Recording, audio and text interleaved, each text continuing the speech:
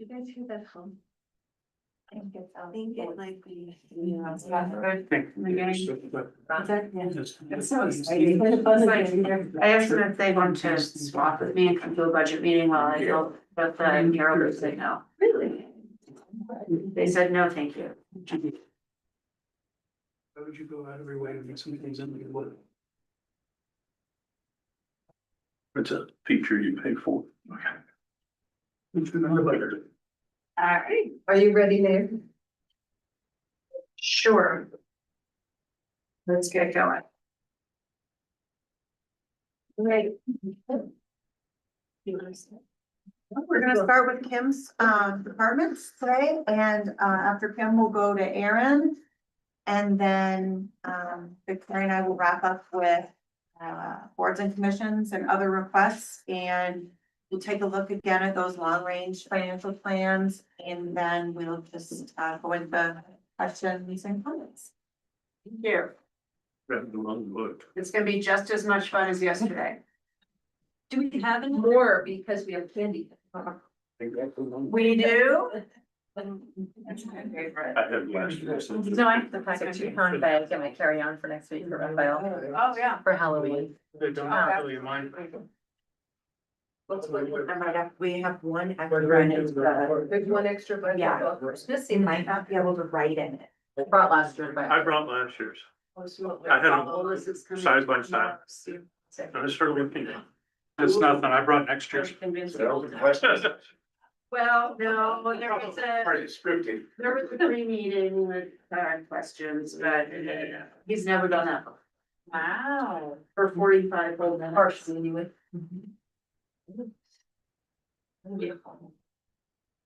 I'll be. Thank you. Sorry about that. We have sound now? Excuse me, we have sound? Yes, you're good. Great. All right. Well, hi, everybody. Good to see you all. I'm just gonna give a brief kind of overview again. I think many of you know this. Maybe it's new to Trustee Williams with what I do, but a lot of the, like, we'll start with health, welfare and community, which is page 26, starts at 0155.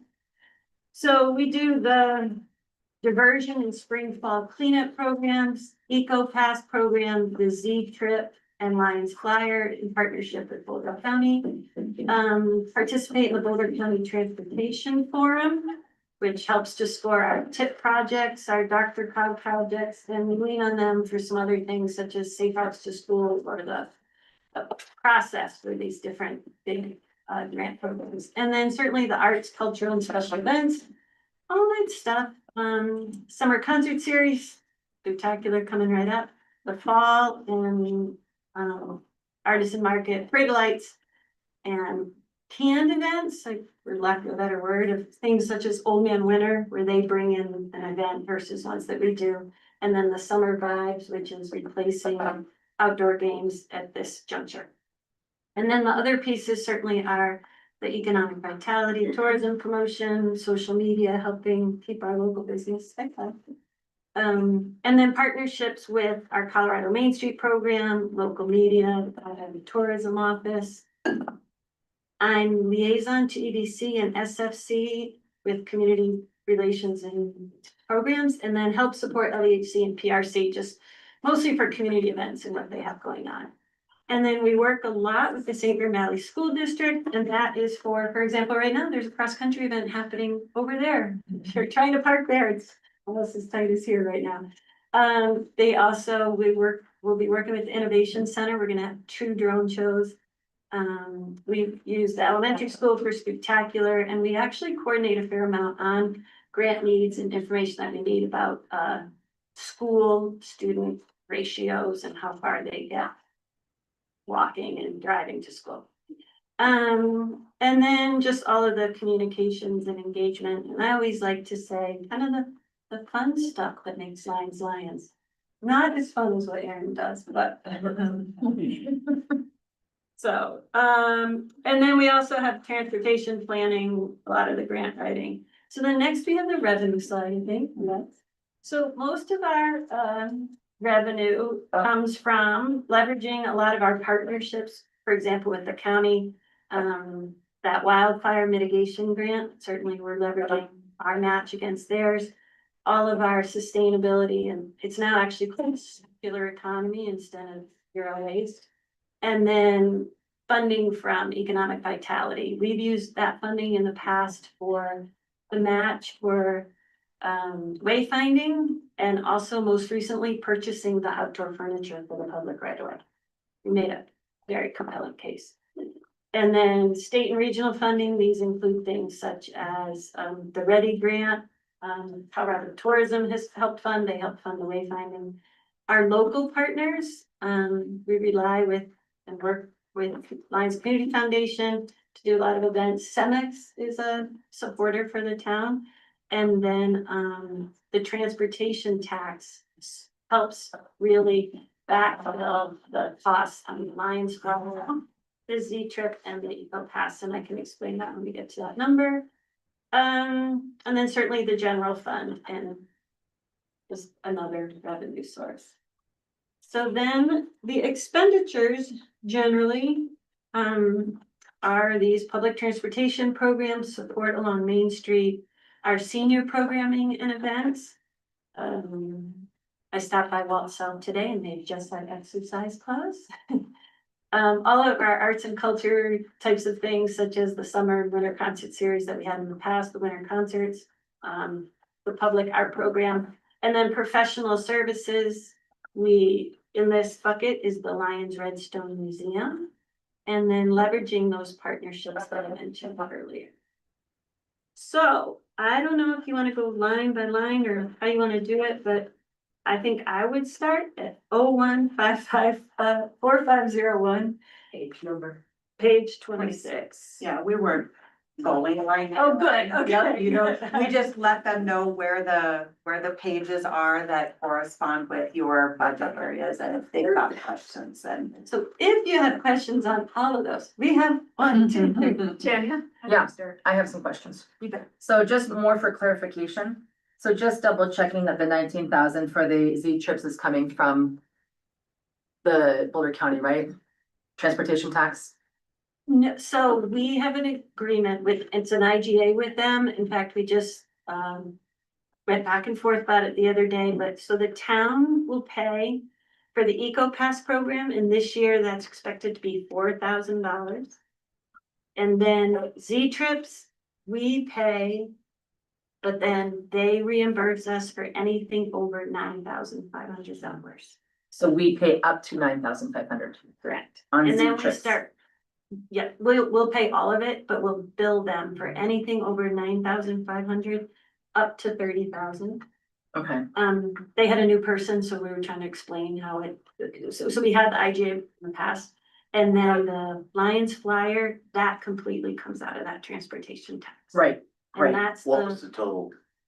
Well, we did 9,500, how much was?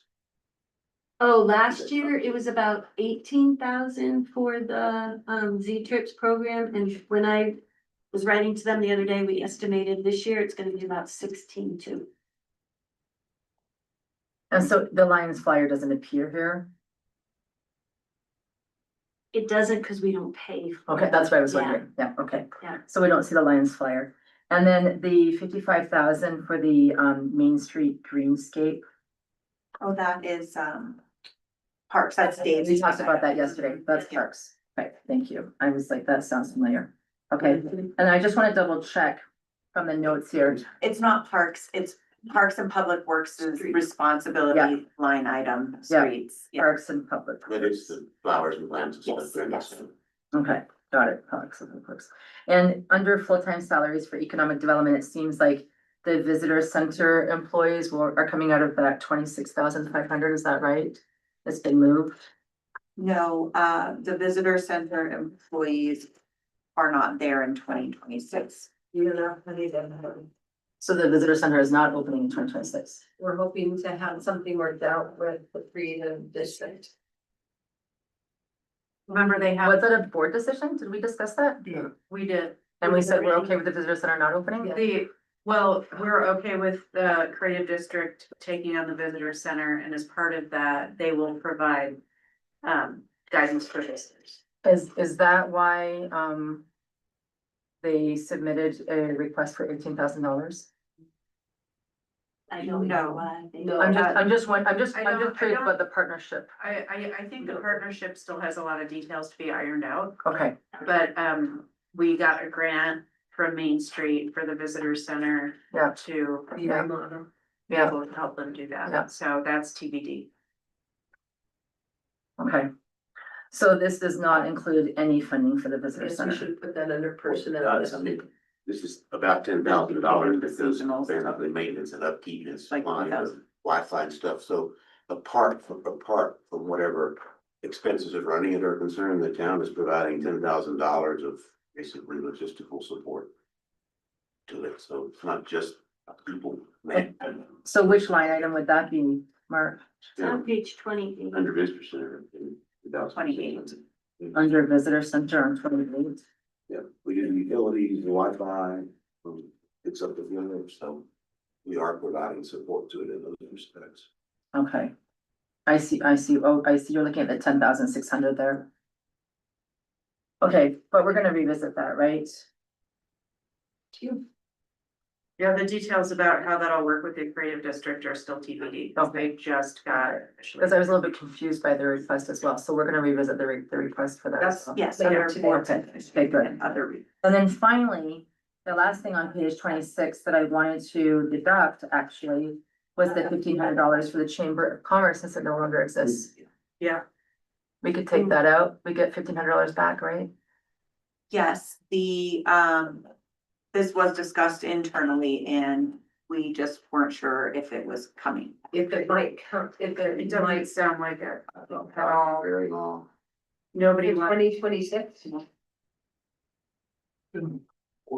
It's being worked on, but they're not making the EDC talked about this every month and there's not progress being made with it.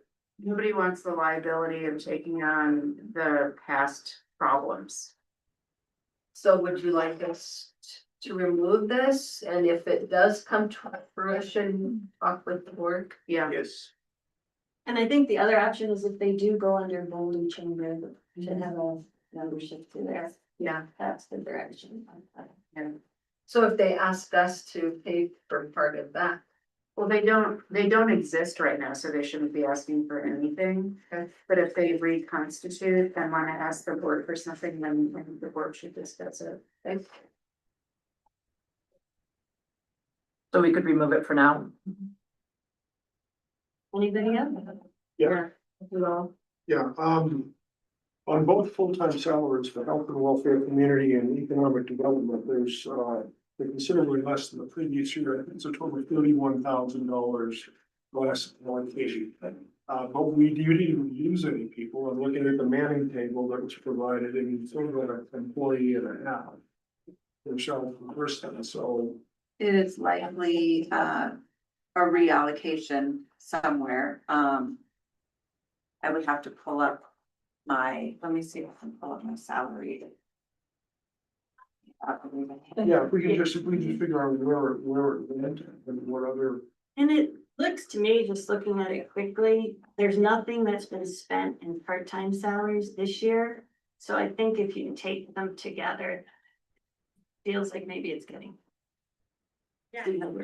Oh, yes, it is. we have an area. So what's the deal? We have a part-time employee that is getting coded to full-time employee and it shouldn't be. So if you look at budget line item to budget, instead of looking at the actual. Right. So 25 budget to 26 budget, Sure.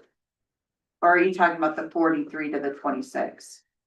I'm talking about the 43 to the 26, and then under economic development, it's the same thing, it goes from 39,840 down to 26,5. Yeah.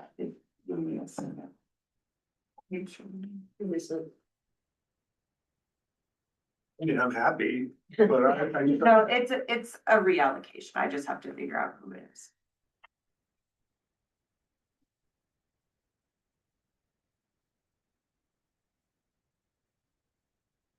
It might take me a little bit. if That's it's okay, we can come back to it later, yeah, that's fine, that's all I have. And then someone else. Mark and then Tanya and then me. go ahead. I just forgot one. So can you just clarify a little bit, line item 0156-4501 for outside professional service fees. Sure, that's a great question. It went from 14,000 to 33,000, it's 35 in 2025. I'm just not understanding the business retention and economic impact planning. You bet. So we put that in there. And so part of that is, for example, in the past, we've used that funding for hotel feasibility study. The traffic and roadway consultants when we did the speed and the RRFB over here on Stone Canyon, parking. So Colorado Main Street CTO. Part of what they were recommending is for us to do maybe a recreation management plan. A tourism strategy that helps supports our residents and our visitors. So these are recommendations, certainly if you don't want to fund them, you don't have to, but I know we get a lot of feedback, more so in the summer, about how to better manage what's happening in our parks. So that's where that would come from. So the $33,000 is mainly for the recreation management plan and the tourism study? Should the board want to do, those are examples of what we would use it for. Have we ever done a tourism study? It's probably been since 2010. 2009 was the last economic development study. It wasn't called the tourism. And then, we've talked about kind of the brand and the logo and that, so this allows for that bucket. So for marketing? I don't know, if I would call it marketing, I would call it more branding, Branding. And have we ever done a recreation management plan, do you know? not to my knowledge. No. So that would be a first time. While we're on that line item, facade improvement program, that's something we've been offering for years with URA and no one's ever taken advantage of it, so why should we? Oh, I agree, and sorry, I didn't realize, Yeah. I think Cassie had asked me, what is this for? And I said, oh, these are examples of what Colorado Main Street and the state are recommending, but I didn't. Like, read them, sorry about that. Something we could do, there's URA money, there has been in the past, Yeah. URA money, but nobody been pushing it, nobody ever takes advantage. And if somebody wants to do that, and there's no money in the URA, you still have those remaining funds from the business, the non-USDA business recovery fund, that would be a. I think like an example would be Red Canyon Art has their money, but. Yeah, I didn't, Sure, great question, thank a you. couple other things, one, probably the biggest item in here, BRCC dispatch fees, what's that again? 911. Boulder. What is their? Communication. Whatever. That ought to end with Brett. public safety and Brett's, police. there you go. That would come more public safety and police than Where is that? health, community and welfare, I don't know. Who was That's that? where we put health and Right community. here, welfare. dispatch. It's a separate, they're separate from the board. Yeah, I know. They consider them communications and Yeah, Brett's, notifications. That's what that is. Like, where is it? Once, something that occurred to me, we're doing the Colorado CPI inflation adjustment on a number of things, and eventually utility rate and other things. Each year, we look at requests from the museum, for public art and that thing. Would it save us a year to year, item by item analysis, just put those on the Colorado CPI, inflation index as well? We're indexing some of our revenues that way, should we potentially index some of our costs that way, because, they're gonna have inflation in museum salaries and cost of art, work and that kind of stuff too. If there's some special need, like 3-year-old or something, we've got to consider that, but that just occurred to me, put it on the cost side on the inflation factor, maybe we can put the revenue side on the inflation factor, maybe we should be putting some of the costs on the inflation factor as well. It's up to you, Chris. I can say that. Looking at the museum with 3%, it's $555. Actually, I Oh, you did did that, yeah. Yeah. But there are years, and maybe I didn't. get Minimum on wage the art rush like last year. I think Lisa is a starting point for discussion, if you have them on a year to year. Inflation increase, that was well, we've already got an inflation increase, it's a special issue. Seems like they bump it up every year. But I thought it was coming back down in 2027, wasn't it? Wasn't it 3.6 in 2026, but then 2.6? I think nobody Yeah, but- knows. And that's the projection, but then you compound it from that. I think there's still, you don't fix it for Yeah, I 4 guess years, my it's question changed. So I wanna talk about, Z trips and RTD, and I feel like I bring this up every year. Z trips was created because RTD canceled the bus route from Lyons to Boulder. And Boulder County picked up that bus route with a completely free service for anybody who wants to go from Lyons to Boulder back 3 times a day. So Z Trips is a taxi service that will take anybody who is in town limits. You don't have to live in Lyons, to Longmont or Boulder. If RTD is asking us to chip in for Z Trips, and it's a service they should be providing because they're the ones who canceled the route and never brought it back. I wanna talk about this because we are part of the RTD district and we get almost nothing. Sure, and sorry if that was confusing, because that's not how it works. So RTD, we pay RTD this year based on ridership in the RTD bus program with the passes. That's for the Eco Pass program. So we're not paying for Z Trips, we're paying for the EcoPass program. So the 4,000 is the Eco Pass program. What Boulder County has done is they backfilled the lack of a bus, an RTD bus here with the Lions Flyer. Right. That goes 4 times a day. Then what they have done is because we used to pay 22,000 alone to RTD in addition to the sales tax. So then Boulder County came back and said, since we're not gonna have the Y route and RTD is going away, we'll do this Z Trips, which is an ADA. You can't call it Uber or Lyft, so they have to use Z Trips. So they're gonna pay anything over 9,500. So I would be comfortable in this budget where it says 19,000 from what I know. I would put 13.5, is that the right math? 9,500 and 4,000? Cause that's, like, when we started this back in August, we didn't know what the RTD cost for the Eco Pass program would be. And we didn't know, what Boulder County was going to, offer to reimburse on the Z-Trip program. So how many people in town have an EcoPass? I wanna say it was about 112 or 120 last I looked at it. Did you know how much people pay for it? You all, if I recall correctly, for if you're in town, it was waived because the price had dropped so much from, and Mr. Lowell remembers this, from 20,000 to the 4,000. And that if you're in the primary planning area, like in the Apple Valley, Old South, those folks pay. And so I think this year we got about 500 in revenue. Can I make a suggestion? Yeah, just a second, if you don't mind. I think at some point, and it's not part of this budget discussion, but at some point we have to take a look at, do we wanna leave RTD? I mean, what, I think we need to do a cost benefit It requires an analysis. act of Congress and I'm not making that. It's like, It's, that's not my understanding, having talked to other municipalities who are considering leaving the Yeah. district. Yeah. That's not my understanding, and I think if other municipalities are talking about leaving the district and there's, perhaps we could join together to minimize any costs associated with that, but I just don't feel like we are getting the value that we pay for. Agreed, and SCFD same, probably, yeah. Shannon? Well, starting with the budget, is there any way we could bring this down to 15,000 so it covers the 4,000 for the Eco Pass and the 9,500 for the Z Trips? Yeah, I'm sorry, that's what I was saying, yeah, So we did bring that down? Cassie will. Okay, great, thanks.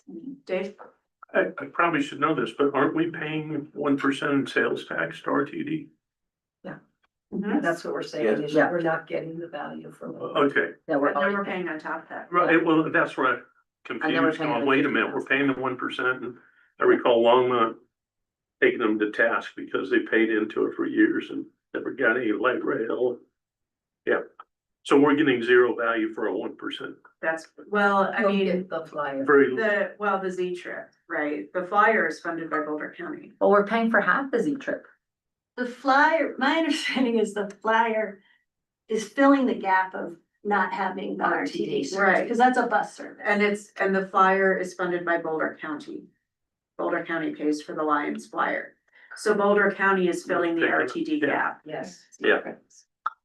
Yes. With the transportation tax or just their? I think general- it's transportation tax. I'm not sure how they're paying for it. And we would have them send us an IGA to go move forward in 2026 with the reimbursement of the Z-Trip program. That's what we've done in the past. And the last time we did it was a 2-year agreement. Well, something to know for the future because doesn't seem like we're getting a fair shake. And my understanding is it does take, like, only the legislature can let it. Create the RTD, but I think it's a good idea if somebody, and 1 or 2 jurisdictions have gotten out. But if some other, particularly a big municipality really pushes that and pays the lobbyists or whatever it takes, consequence of the legislature, we should try to piggyback, I think. I agree. I think Parker was the last community. Yeah, and that is being talked about in other municipalities. And back to salaries, it was actually Kim's position that we took some of that out and allocated towards administration, still in the general fund, but just allocated towards administration for communications, grants, all those assistance that she does. So maybe some percentage of her salary is over now in grants. No, it's still in the general fund, but just in a different division or department. It's called administration, so it's 0150. Thank And you. in Makes full sense. disclosure, we don't, staff doesn't go through that. That's Cassie and Victoria.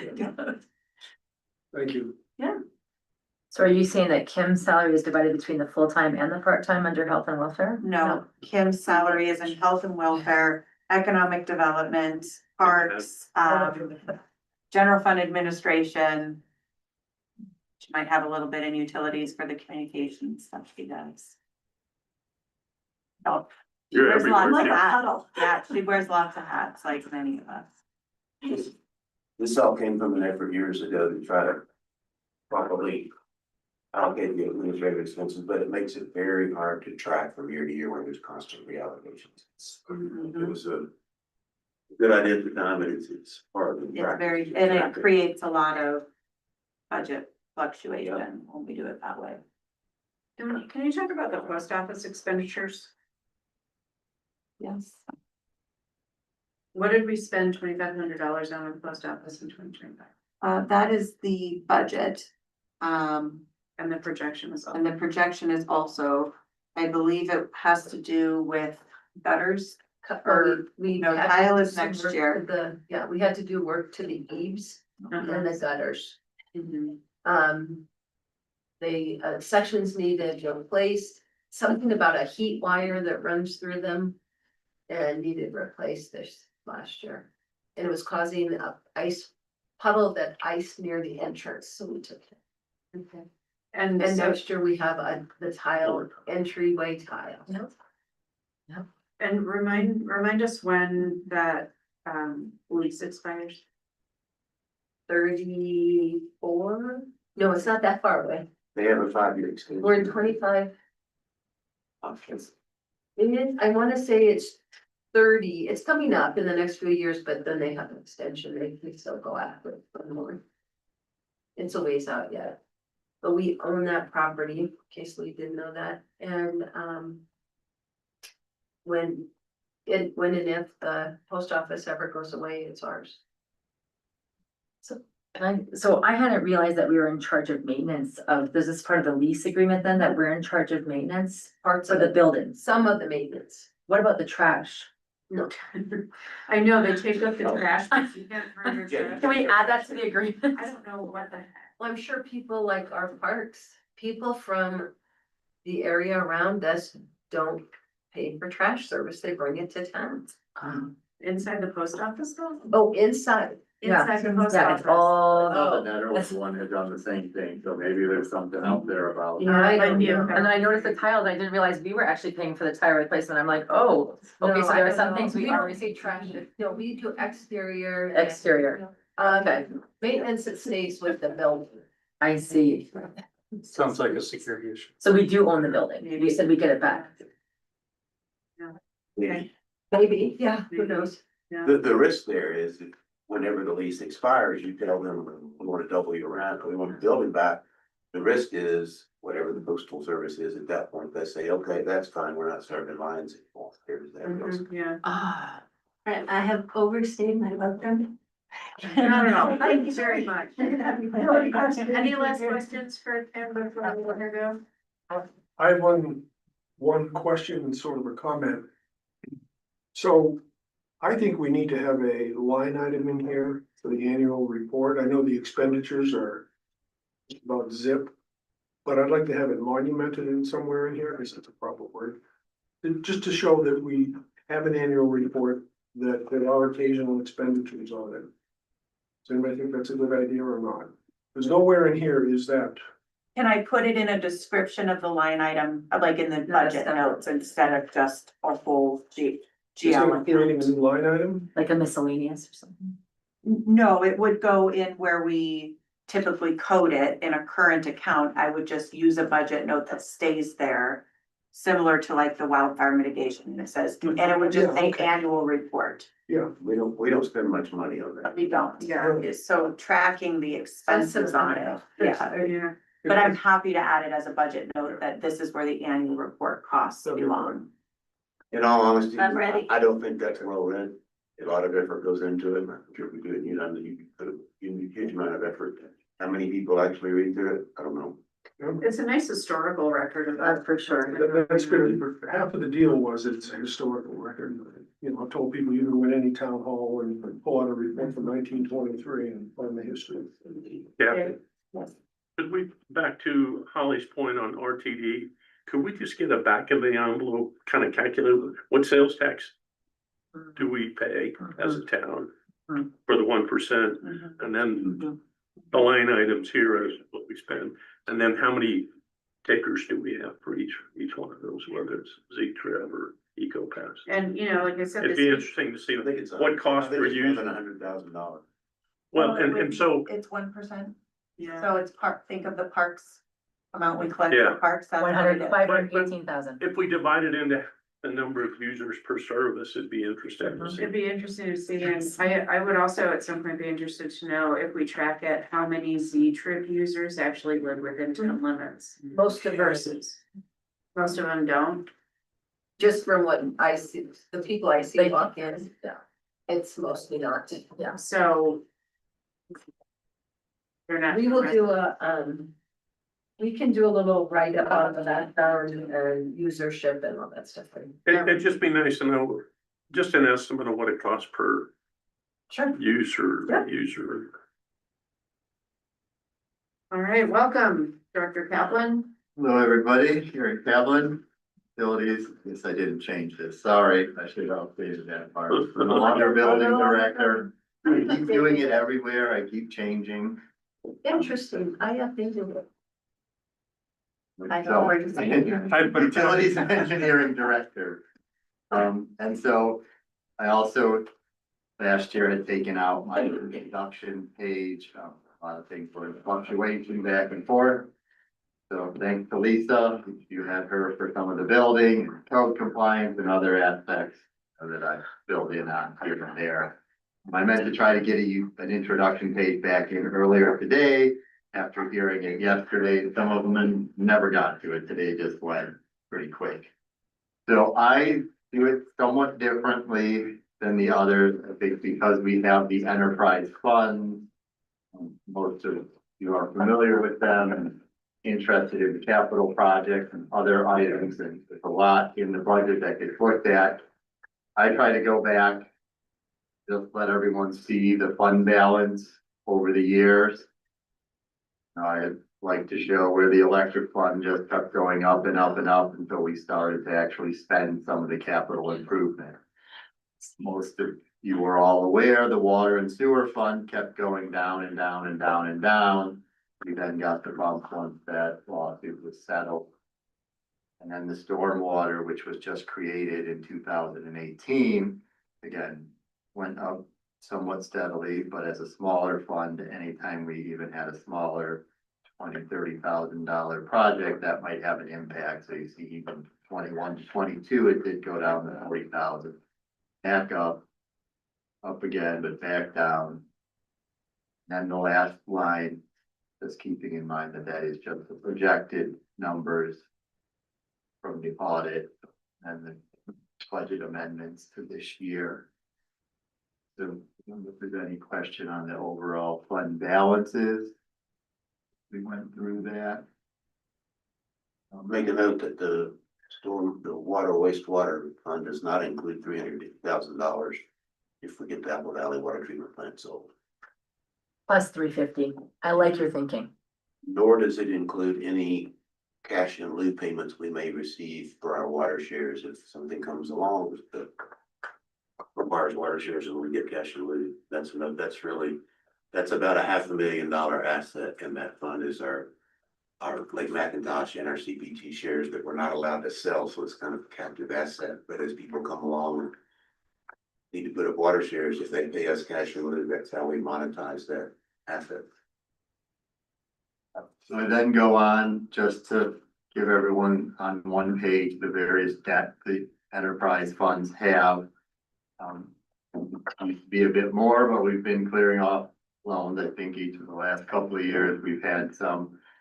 So it's a smaller one in the electric fund, but next year is the final 34,000 payment on a loans that would be done. Water debt, I think there's 306,000 that finished last year, so we didn't have that this year and don't have that going forward. So that was some of the discussion last year when we talked about rates. And then Question on that real quick. How much, Cassie, if we applied that same annual loan amount to a new loan for the wastewater treatment plant, how much would that turn into in terms of what could we borrow using that Probably same cash flow? 200 or 2.5 million, maybe, I'm thinking.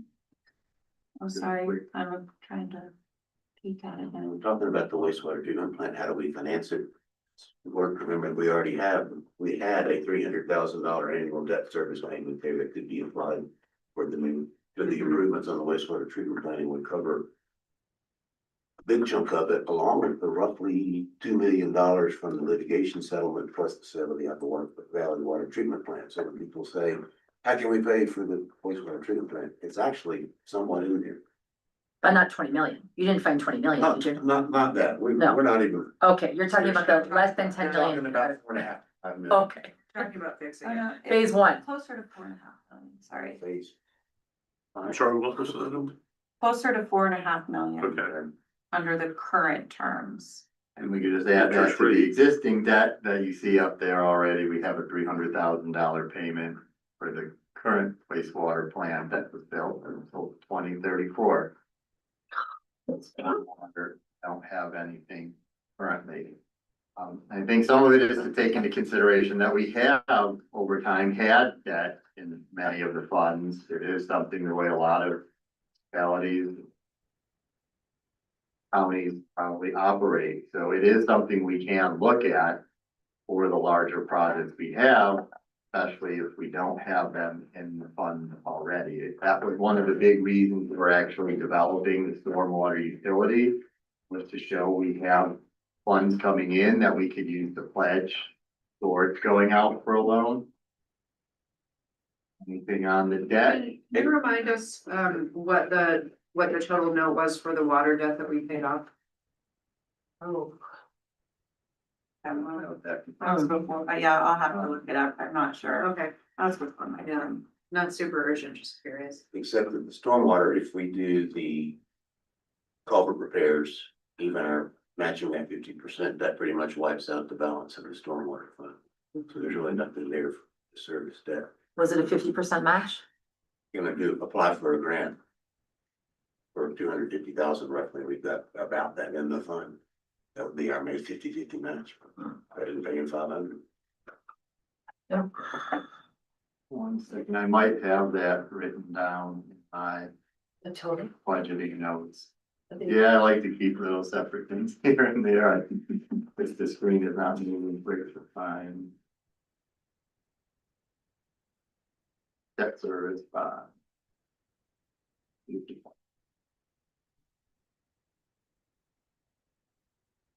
No. That's okay. We made a note. Um, then go on to the rate increases we've had over the last, I guess it's 7 years. I have scrolled off the lowest one at the bottom. There was an electric rate increase back in 2016. Was the last time before the recent rate adjustments, but I moved that off. So you can see a lot of them, if you start from the bottom and go up, they go further back, 2018.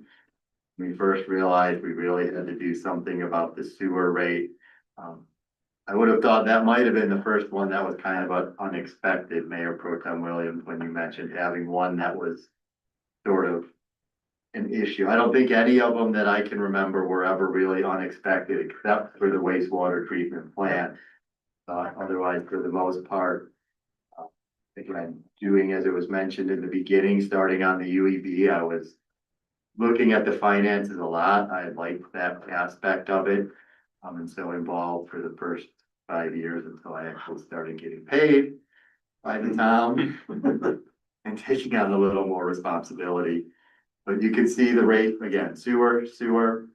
We did increase the water in 2019, and that one was, again, we have Longmont going up. Usually it was 40 or 50 cents.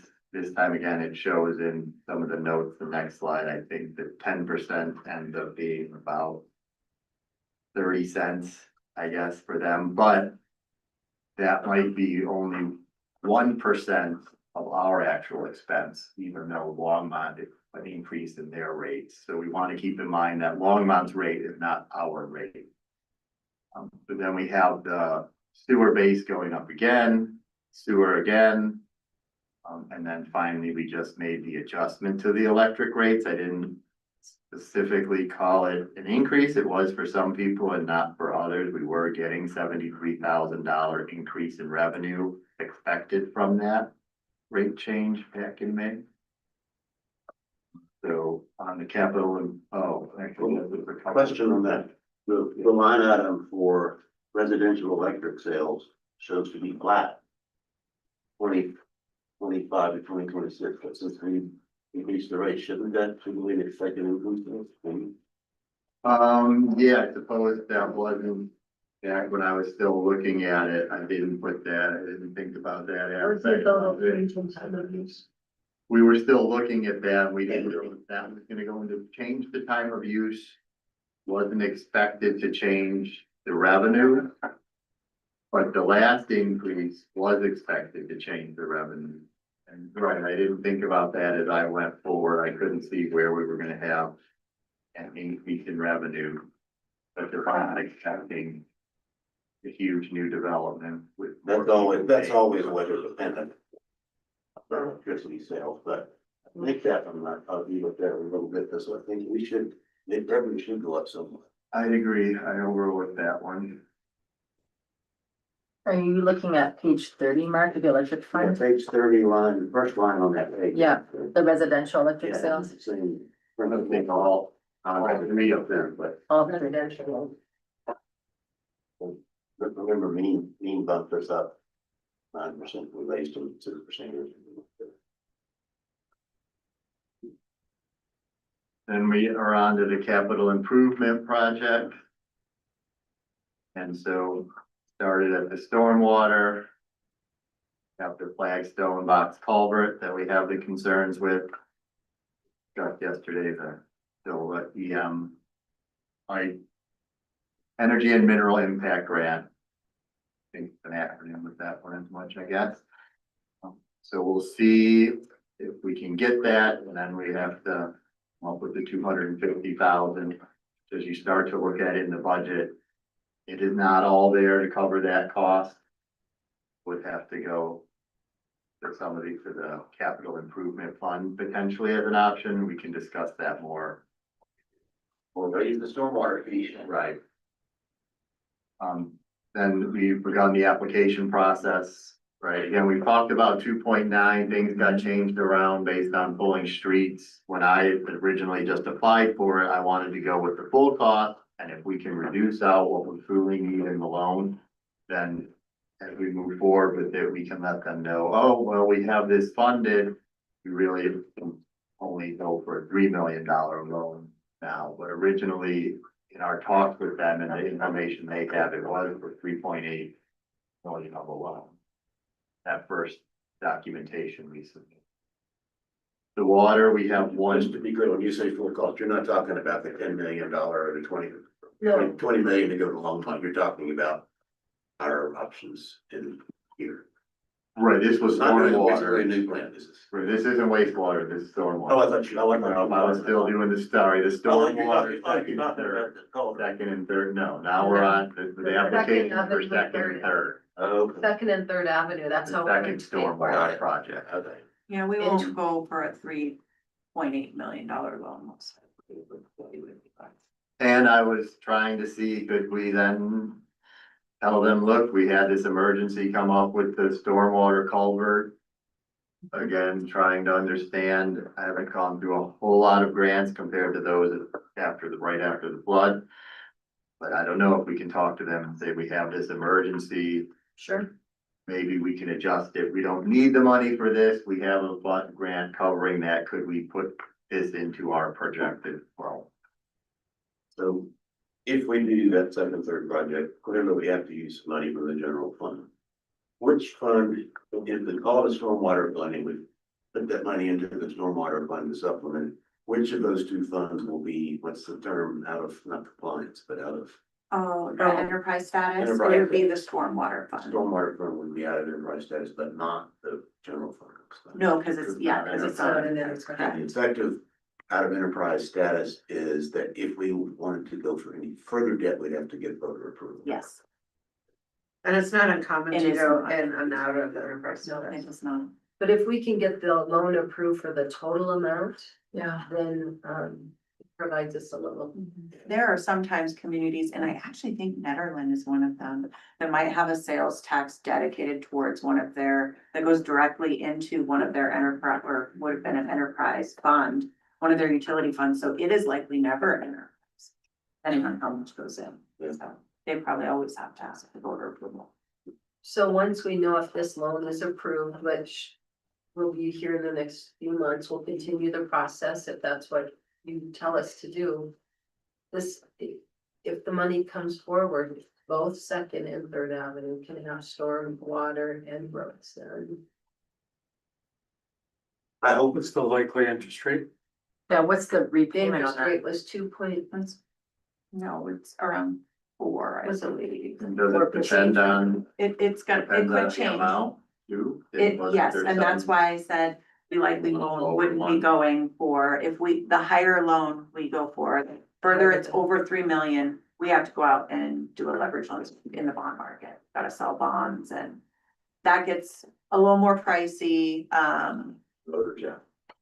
no, the voters wouldn't have to do that, we would be Since it's using, an enterprise. we would be using the Water and Power Authority's AAA bond, and they usually, pool you with other borrowers, and anyways, it does get messy, but it's done for large projects, and then the interest rate But is if we not stay that. under 2.5, 3, or close to 3, he said, even if we're a little over 3, sometimes we can squeeze you in for a direct loan. okay. I would hope that for that second and third avenue project, that at some point we could have a breakdown of component costs.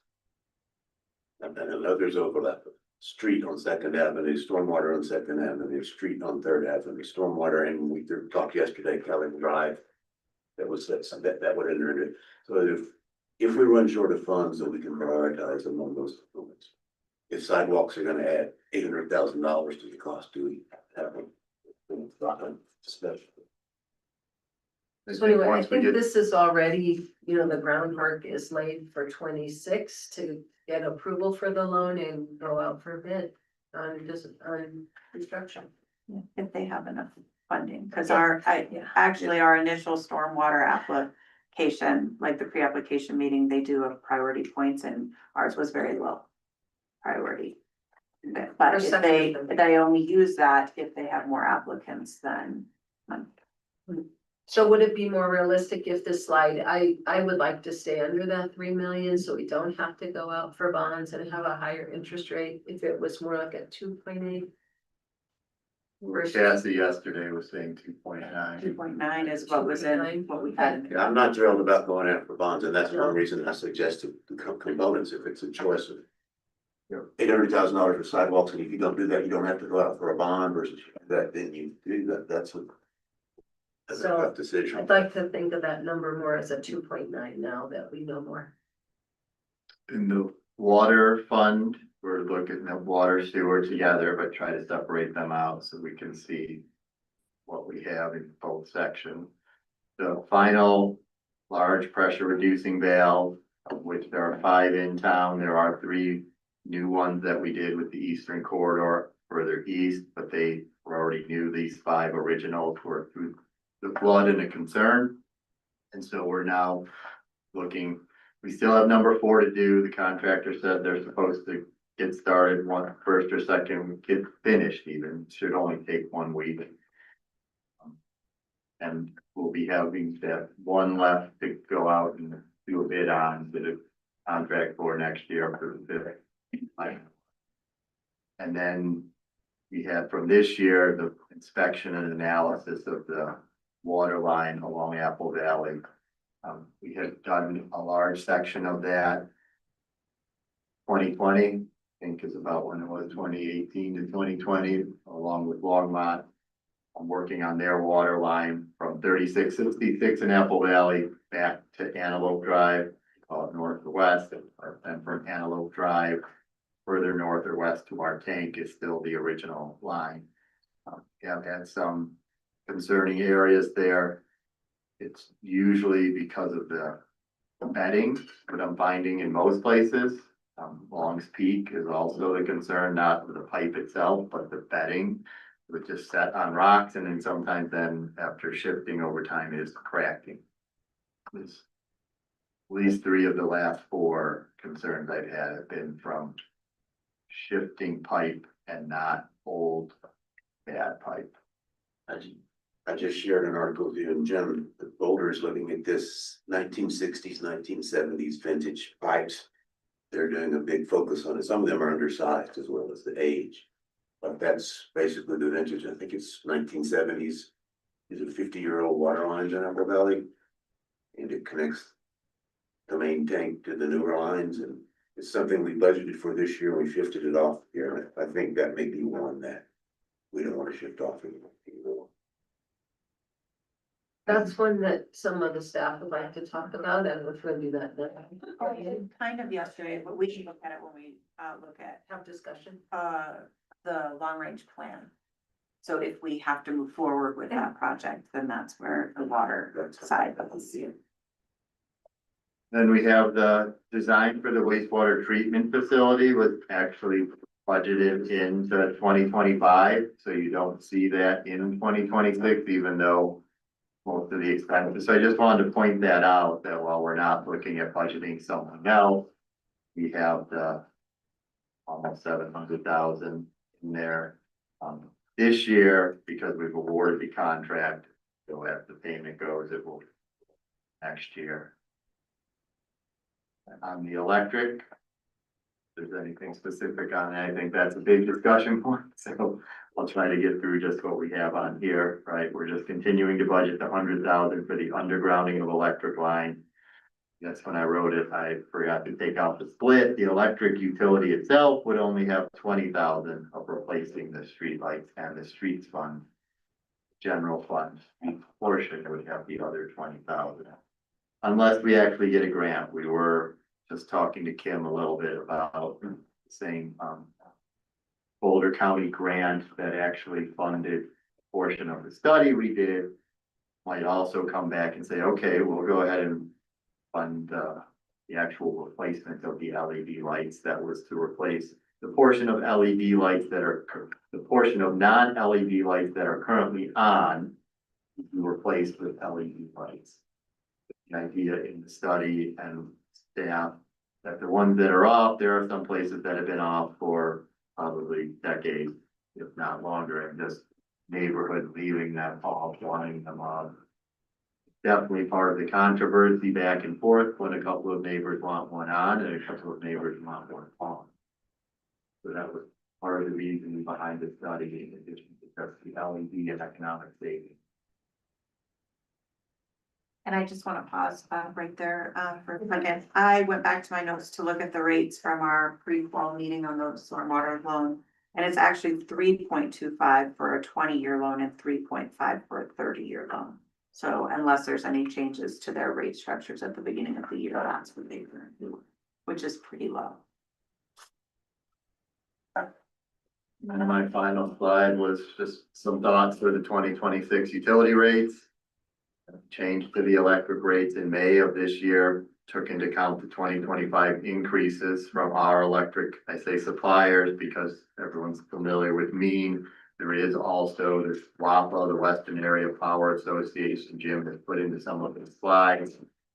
And so just mention those so that people are more familiar with them as they're talked about by either myself or the Utility and Engineering Board. There is our power that we get. WAPA is hydroelectric power, so Hoover Dam, other dams that they manage is a very cheap source of, I think usually considered green energy.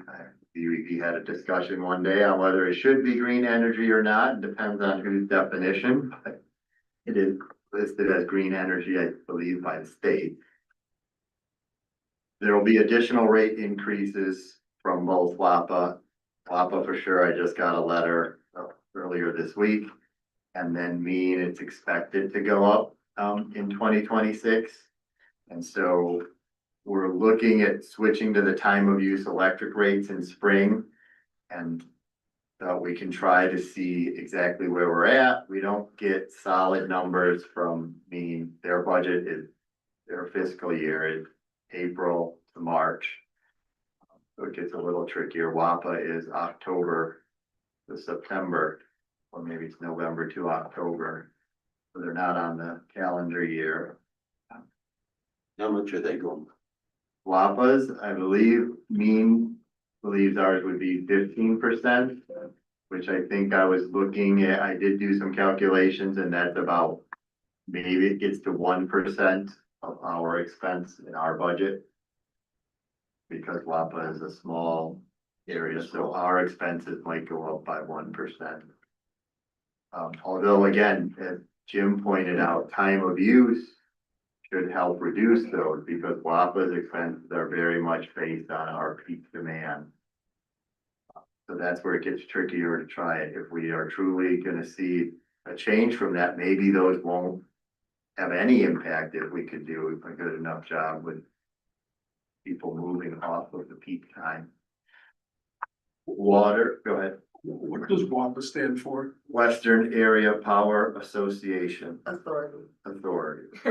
Yeah, and so we get our power from two sources, or are they sub to Mean? I don't know. They are separate and Mean just handles doing the billing for them. Okay, Is the way it's listed. The Mean does separate out on our bills all of the WAPA expenses.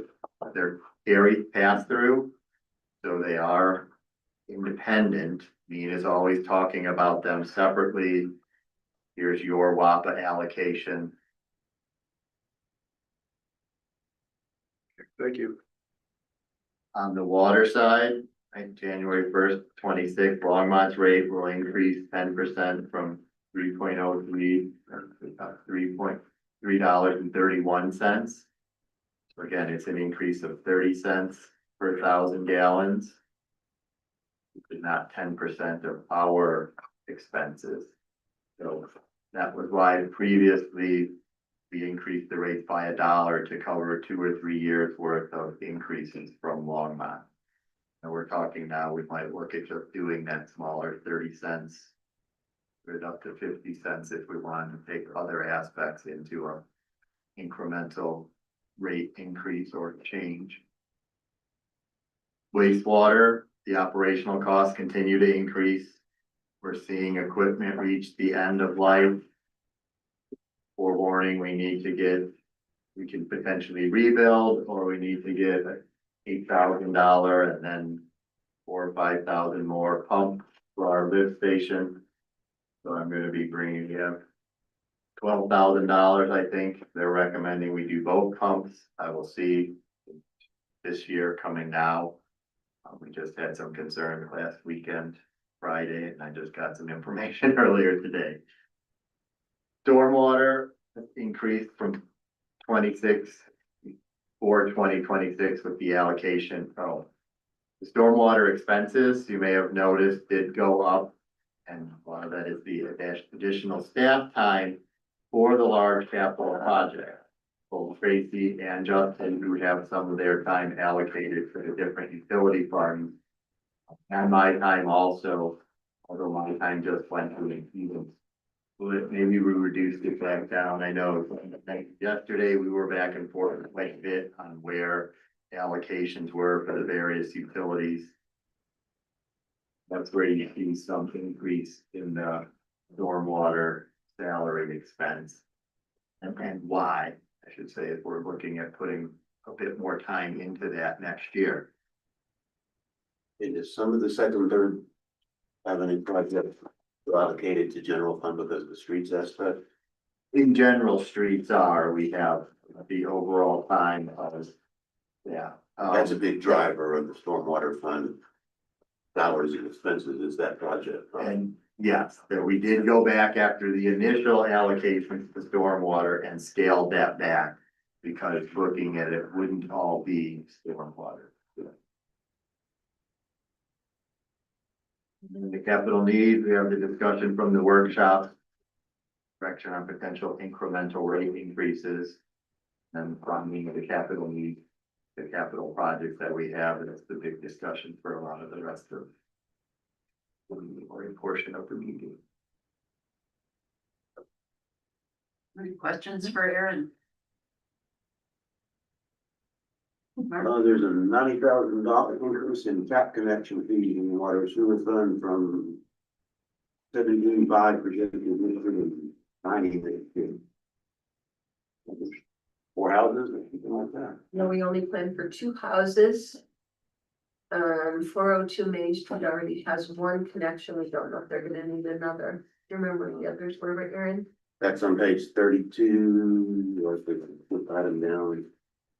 I'm not sure you, afterwards, you guys were definitely working on some of the budgeting items. So I didn't go back through. You have a note for us? Right, usually be 2. We are looking at, don't know if one of them already submitted at least the 2 houses over on Carter and McConnell. Going Or in. something. It was a big increase in Where, which, Water taps. tap connection fees, 03163305. you know what, that's in the wrong spot. That's actually supposed to be interest income. We only plan for 2,000. Yeah, I found the bond question you had earlier, Mayor. The water bonds were actually a 1983 series. Oh, wow. And they got refunded in 1990. And get this, we are fortunate, it was an original $935,000 on interest rates 9.25. It's like the Carter years. And Oh. up to, in 1995, the interest was 10%. Wow. So to get a 2.35 sounds pretty good. Yeah, no, that sounds so good. But that's, it looks like that's when they were, it's like the original was 935. 10 years later, they financed those at 560,000 left. So I don't know if that's a better interest rate or what. Yeah, it is. All, yep, 35 Yep. go down. all of that The is, 36. the 47 is not Go supposed to down. be in, yeah. I need to drop. Thank you for that. That's, Yeah, gives us some I context. see there's zero, I see there's zero interest income, that's it. yeah, so I just have to shift some things down. Thank you. Won't change bottom line, but it will, shift line items.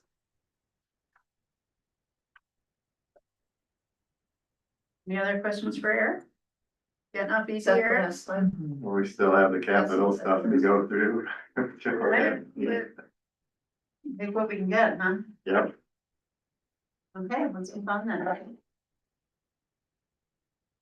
Which capital, did you wanna go through your capital stuff now? Cause we have another spot.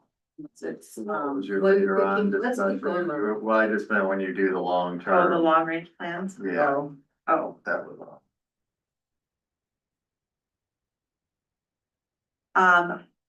well, we could move right into the long range plans now. Sure, on this topic. Yeah. Cause otherwise we switch to boards and commissions.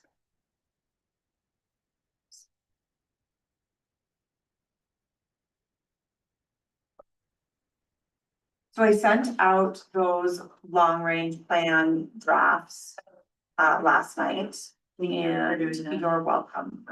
I kept the water and sewer funds separate as we were kind of discussing them separately anyways. And then I also sent the general fund. Always caveating this that the minute you build a long range financial plan, they change. Right? That it changes all the time. You know, whether it be, oh, we're gonna sell a piece of property, or we're getting cash in lieu, or we had something break, or, you know, things like that. Or our revenues were higher than we projected and our expenses were lower than we projected. So this just assumes that we're budgeting and we're spending 100% and, you know, that's what all of these assume. So I'm not trying to say that they are worst case scenario, but you know, you hope that things don't pan out exactly this way, but you should plan for spending as much as you budget, and you should plan for getting as much revenue in, unless you have reason to believe that concrete reason to believe that you're gonna increase revenues.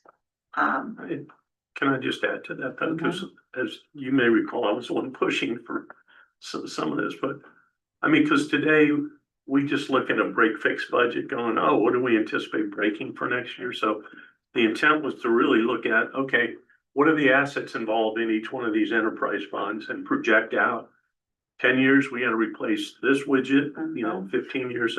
So it just gives you a longer term view, but it's also, there are a lot of assumptions into it. I get that, but it's also, there's this dose of reality to this. So I think it Yes, should force us to plan longer term and not just year to year. I agree. I definitely agree. Thank you. And I appreciate the push. It's been on my list and it's not complete because we definitely don't have all the capital in We here. don't have our budgets. We don't have all the widgets, yeah, so, which I suppose in some cases, you could say that, well, then it only looks worse when you add more in there, but, I guess starting with the sewer, I did build in and made an assumption that we would bond for the wastewater treatment plant. I added some savings in there as, you know, what if type savings. And then looking down at that bottom line, you can see, that after 2027, once we start those loan payments is when we're gonna, need to increase rates by more than CPI is what it's gonna happen. Not necessarily the case on the water side unless we need to move forward with the Apple Valley assessment. We're studying it. We have it proposed to study in 2026, and I suppose, you know, do you study it with no intent to fix it, or do you study it with the intent to fix it? So do we plan, you know, should we be planning for a fix in 2027? Because otherwise, why are we I studying it, mean, I right? don't think we know. I think we're studying it because there were 3 breaks up there within about a 4-year period and. Yeah, we haven't actually looked at the old section, and so I think that was the very purpose of the study was, are we gonna need to budget this? Mhm. And that when we put it off from 2025 and 2026. We still don't know. Mhm. And the UEB's discussed that a number of times and they're uncertain. They really don't know that the study might want to show that the pipe itself is in good enough shape to last another 10 to 20 years. Could show that. It's just an unknown. And it might help give us a better idea of, right, are we replacing pipe? Or is it potentially we could just open up and bed it properly? Yeah. Or is there something else that needs to be done? This section is really bad, but this section isn't. Well, I guess perhaps I would caveat that this water plan that's here has nothing in the future. So this is best case scenario. How I've looked at that is just a big asterisk. This is the plan unless the Apple Valley Unless. study shows that we're gonna risk more breaks, if we really can't risk. Yeah. Then you gotta take a Well, whole fresh look at it.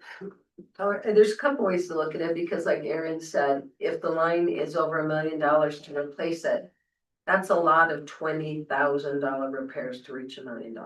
Mhm. And so, I mean, there's a couple. Except that if you have 5 breaks, businesses don't have water service repeatedly over a period of years, it might be $20,000 repair. I don't Or a know, lot of them, we've not, collateral damage. we've been able to fix them within hours, so I don't know, we're just, Cassie and I have talked about this from a long range perspective, and don't do a study if you don't plan to do whatever they tell you to do. Otherwise, wait another 5 years and do your study when you're ready, but because most of the breaks, Aaron, have been right around 20,000, right? It really depends, no, like the last one, right, was 7,000. Was it, right, the one we just had on Long's That was Peak the was longest peak. 7,000. The one right here in the highway. No, in was Apple more. Valley, that's what I Yeah, referred to. We haven't had one for what, I mean, the one we had on Was the the valve. highway. Yeah. Or the last one that was somewhat close wasn't fully on Apple Valley, right, but it was Mm-hmm. across the creek just before you turn onto Apple Valley. Yeah. And that was more difficult in the side of the road, and they placed it on top of the electric lines. And then the one on Apple Valley was actually And at then I a don't manhole, quite and it was a remember. valve, it wasn't. Oh, that one, yeah, that So one. it is kind of, do we spend $100,000 on a study if we haven't really had any breaks? I don't know, that's, it's totally up to you guys, but from this I'd perspective, suggest you really need advice on that.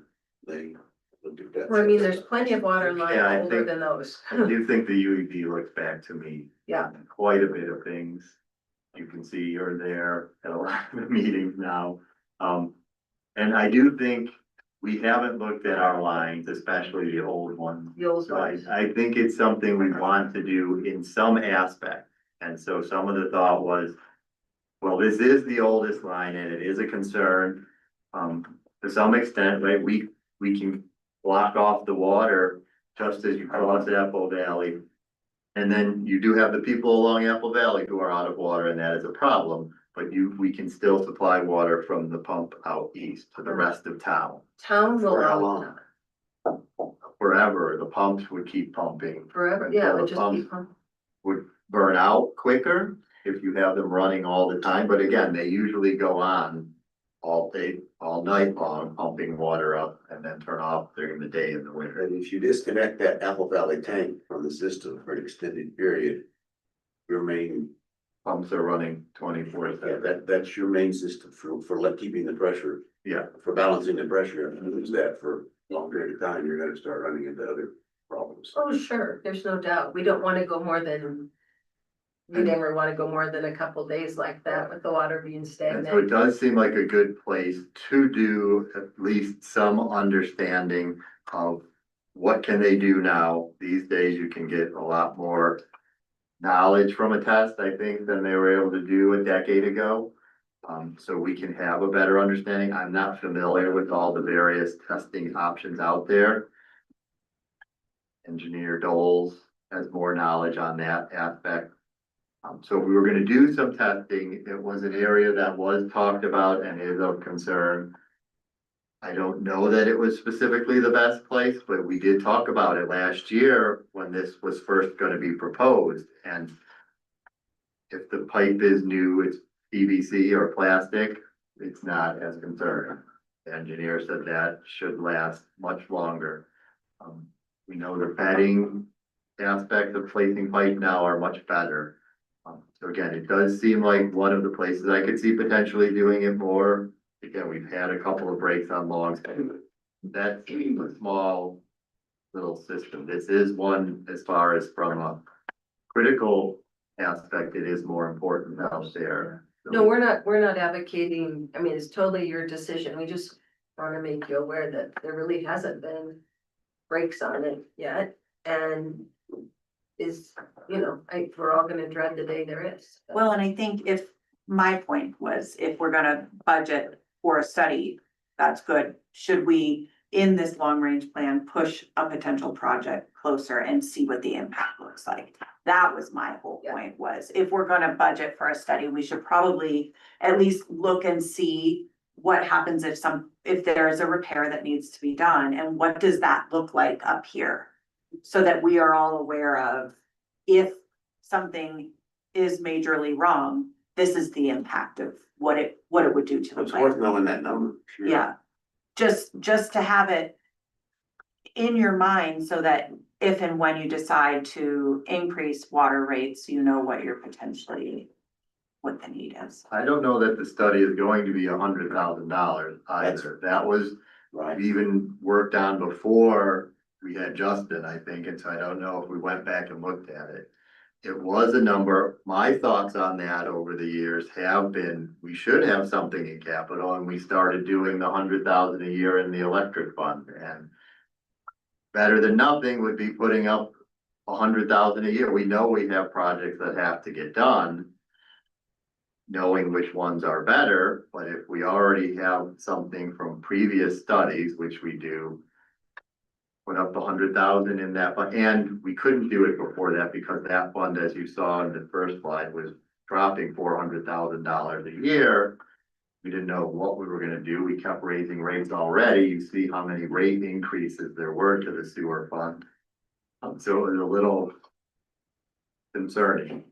But now, once we had at least a little bit of a cash infusion, was okay, let's see what we can do for at least $100,000. We know we have capital projects. This was a starting place, and hopefully there'd be extra after the study that we wouldn't use the full 100,000. How good is the record keeping on the age of the pipes within the town? I mean, is there any other problem areas?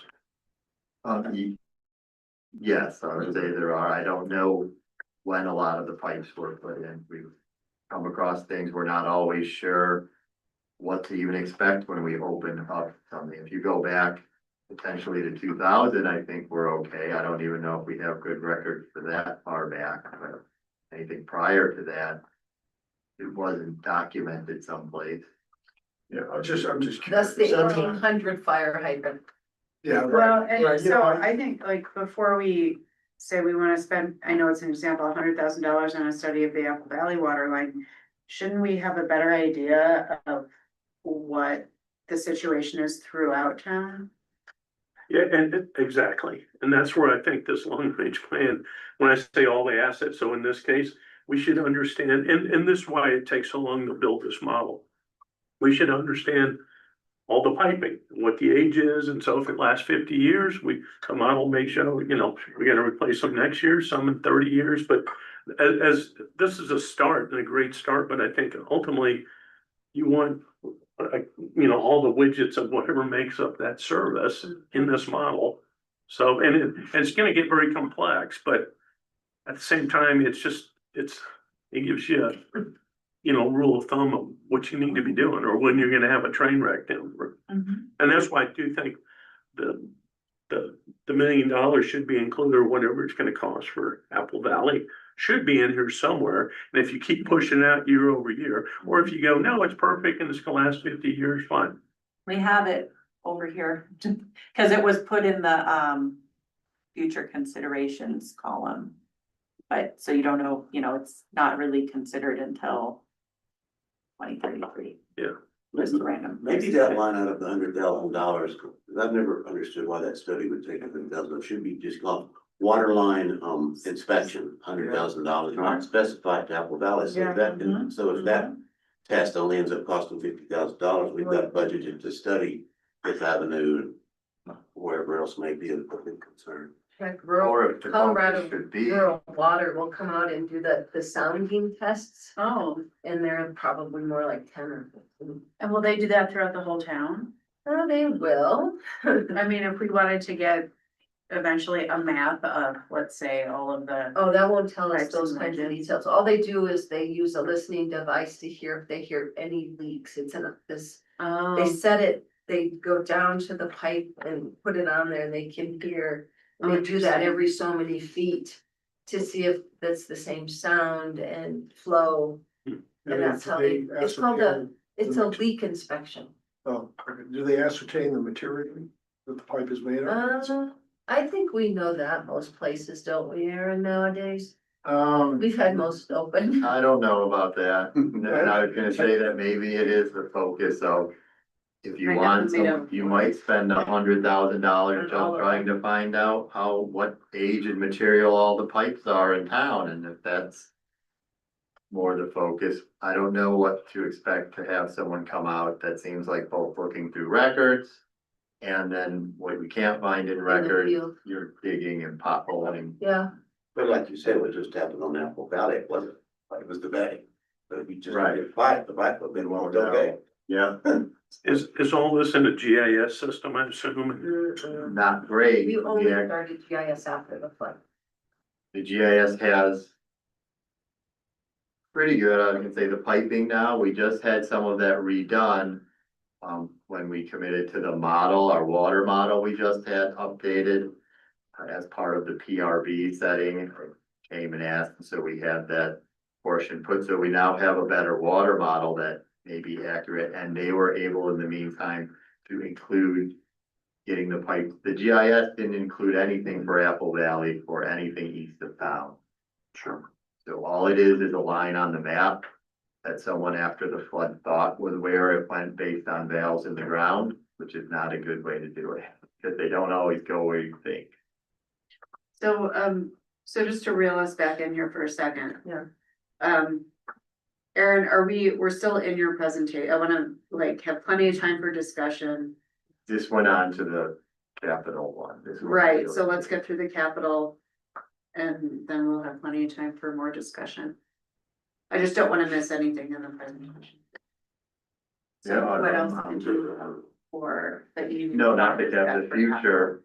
I was just going along with, we're talking about the $100,000 and whether We you wanna can read. rename it Yeah. as just water line inspections and repairs and just keep it and should we make it an annual program? And just do 100,000. Until we get the math Budget. done. Yes. That sounds like a 10-year plan. How many water lines do we have? I think that makes sense. Right, I could go right back in our study, I think. it's We'll like- see how it goes the first couple of years, and if it needs to be amended, then it can be amended. Map sounds like great. We're, okay, And how many years? yeah, let's get through this, cause we're already a half hour behind. And so I think, as far as sewer. I don't know, and stormwater, I don't know that we have anything. That needs discussed unless you can think of anything that needs discussed. To add into the long range. No, or no, just, we're kind of following up on these from last night too, But no, I think my main point with the wastewater was. Kind of made last night was if, we are gonna go out for a bond, we're gonna need significant rate increases. And Say bond, you also. mean, well, Loan, yeah, well, 4.5 would be a bond. And so that also will depend on how much we need. How much we determine we need, are we gonna do the whole 4.5? Does it make sense to do the whole 4.5 if it's not gonna. Some of it's mandated maybe, some of it's for operational savings. Whatever portion is for operational savings, is it gonna weigh out in the end of a long term and. So those are more just food for thought. I don't know that we're looking for any direction. but, thinking about rate increases, CPI won't be enough. If we have to go out, if we have to get a loan, CPI will not be enough for us. And can you explain to me the difference between the loan and the bond? Did you say that it had to go to a vote if it's a bond? No, this is a separate fund, so it's still an enterprise. If we were to utilize the same funding source, anything over 3 million is a bond issue. Anything around 3 million or less is, direct loan.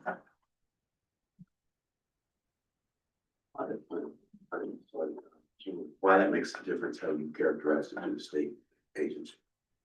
How, it's their program, I know, so yeah, so they, wondering why they draw that line. because they do, Ultimately, they're looking to the enterprise funds cash flow for their credit being good, whatever you call it. yeah, they have, they're separate pots of money too, and some of them, like the direct loans are reloan dollars that just come in and cycle in and out. At their level. At their level, Got it. yeah, And so in either case, loan or bond, it doesn't have to go to a vote.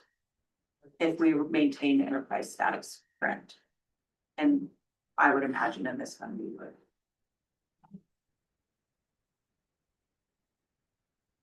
So I don't think anything else, I didn't have anything else as far as this goes, and we could move on unless anybody else has questions on utilities.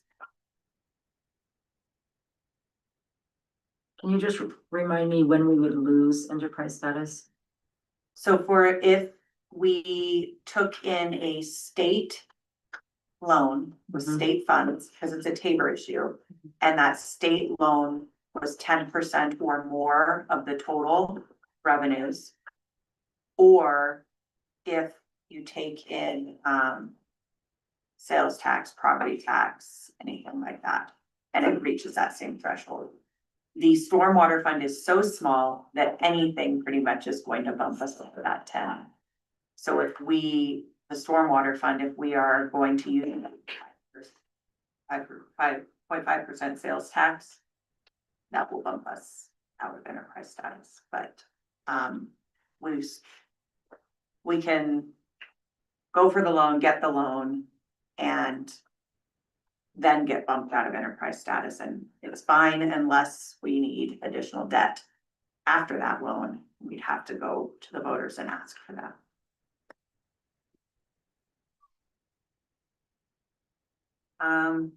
Next up, boards and commissions.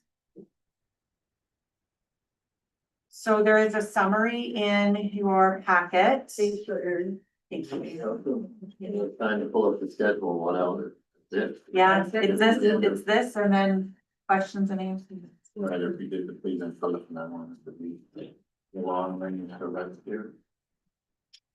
So we have your boards and commissions requests in the back of your binder on page 3 of the workshop documents. I provided a summary of the requests. Some are more detailed, so you have had those in there to look at for those detailed requests. These are each of our boards and commissions. Some of them did not submit any budget requests, and that's fine as well. So in there, you can see what their request was, and then we have a spot for staff recommendation, and so anything in the staff recommendation column is already in the budget. And then there's a spot for the board to say yay or nay, which can increase or decrease the budget, so we can discuss these. Again, most of them are very small, so I wouldn't anticipate taking too much time to discuss some of these smaller ones, but feel free. So the first one is, So Cassie, are they currently included in the budget or not? The staff recommendation? yes, the Yes. staff recommendation is Yep. in the budget. Yep. What page is that on? The summary is on page 3 of the last tab. No, I know, but I mean, she said it was in the budget, so No, it's in, all, Oh, they're gonna be in different line items. So, okay. yeah. Well, so Yep, they'll like be in different- EAB requested 2,000, staff supports 1,500, that's what's in the budget. Mhm. If you wanna add the additional 500, you certainly can. or reduce. Or reduce, yeah, however you'd like to. So if we start on that spreadsheet that she has up. And start at the top with EAB. And just, we can just see if anybody has any issues with this staff recommendations or, would like to include anything else. Can I ask to hear what the liaison has to say about that? Cause I don't know the EAB as well as the liaison does. Yeah, I know, I think they'd be okay with the 1,500. I'm not sure the Arbor Day event for $500. I don't think we've ever done anything for that. We have to keep our status. Yeah, but That's usually buying a couple trees. I think that's usually been in the parks budget already, they already so I don't know that Yeah. So you could use that between that and other special events if you need. So the B city requirements, we were talking about this, we wanna have, we wanna understand more what the requirements are. They're for coming B City. November 3rd, They're coming November. and there wasn't a lot. when- Yeah. No, it's $100 I think, for an application. Okay, great. Yep. So you think 1,500 would be 1,500 is acceptable? adequate. Fine with that. Housing and Human Services requested some printing, staff determined we could do it in-house, Okay. so no need for. I'm going to come back to LAHC, so we're gonna skip over LAHC for the moment. We'll go down to PRC. They had requested some things that were already in the parks budget. So this is what Dave had looked through and thought that we could Absorb potentially add and then add. and absorb some of it. So if anybody has any discussion, What's the recommendation 2,700. 2,700, versus the 6,500 they're asking for? Yeah. yes, Because he because some of already it's already in the absorbed budget. Yeah. A small element, I don't know that I wanna know, this is the first time the Orchard Project has asked for town taxpayer support. Is this the tip of the iceberg, or is this the one done west? And do we wanna set a And do we precedent? wanna set a precedent? Alright, so I have an LAHC question of the same. Sure, You're already So gonna that's- get there. yeah, You're you already guys there. need What's- to discuss that. We've just said we're not gonna charge them fees as a nonprofit for their events, and they take donations, they can take donations at those events. Is that precedent? Yeah, I actually am too. I mean, it's a small amount of money and I love the orchard. I think we all love the orchard. But I think as a matter of policy, we should be careful. You're there before, right? What are they asking for in the orchard? 500. It's here, if you look, They asked for 500, separate, possibly 200 or something like that. Okay. 200. Precedent.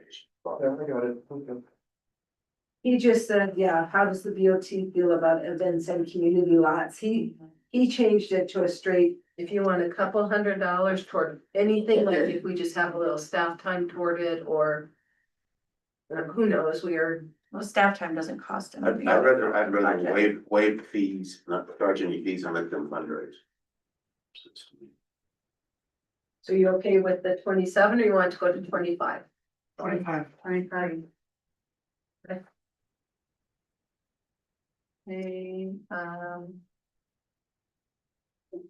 Student Advisory Committee, submitted for the first time.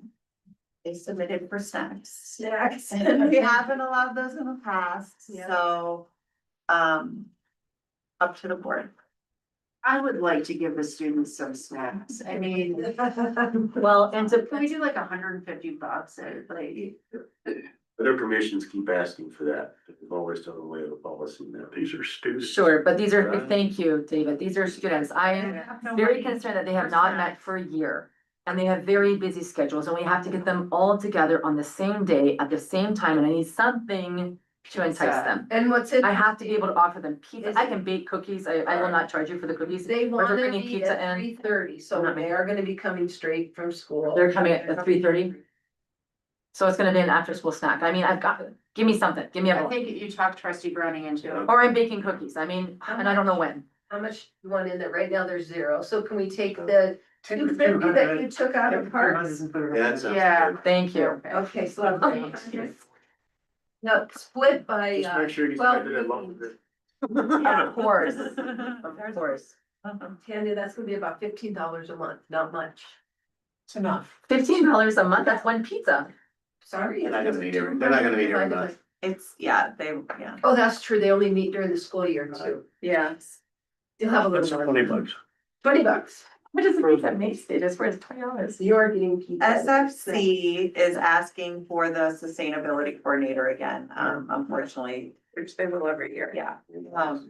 So the one thing that was in the staff recommendation is the toilet rebate program that would have to come out of the water fund, I think, yeah. What are the details about that? It's similar to the pressure reducing valve where if you install a water sense toilet, you can get a rebate. Yeah, it'd be like $50 rebate for a toilet. If you install a low flow toilet, Have we they'd done- like to do it, put together a program. Have we done this before? Nope, not for toilets, but I think it's good.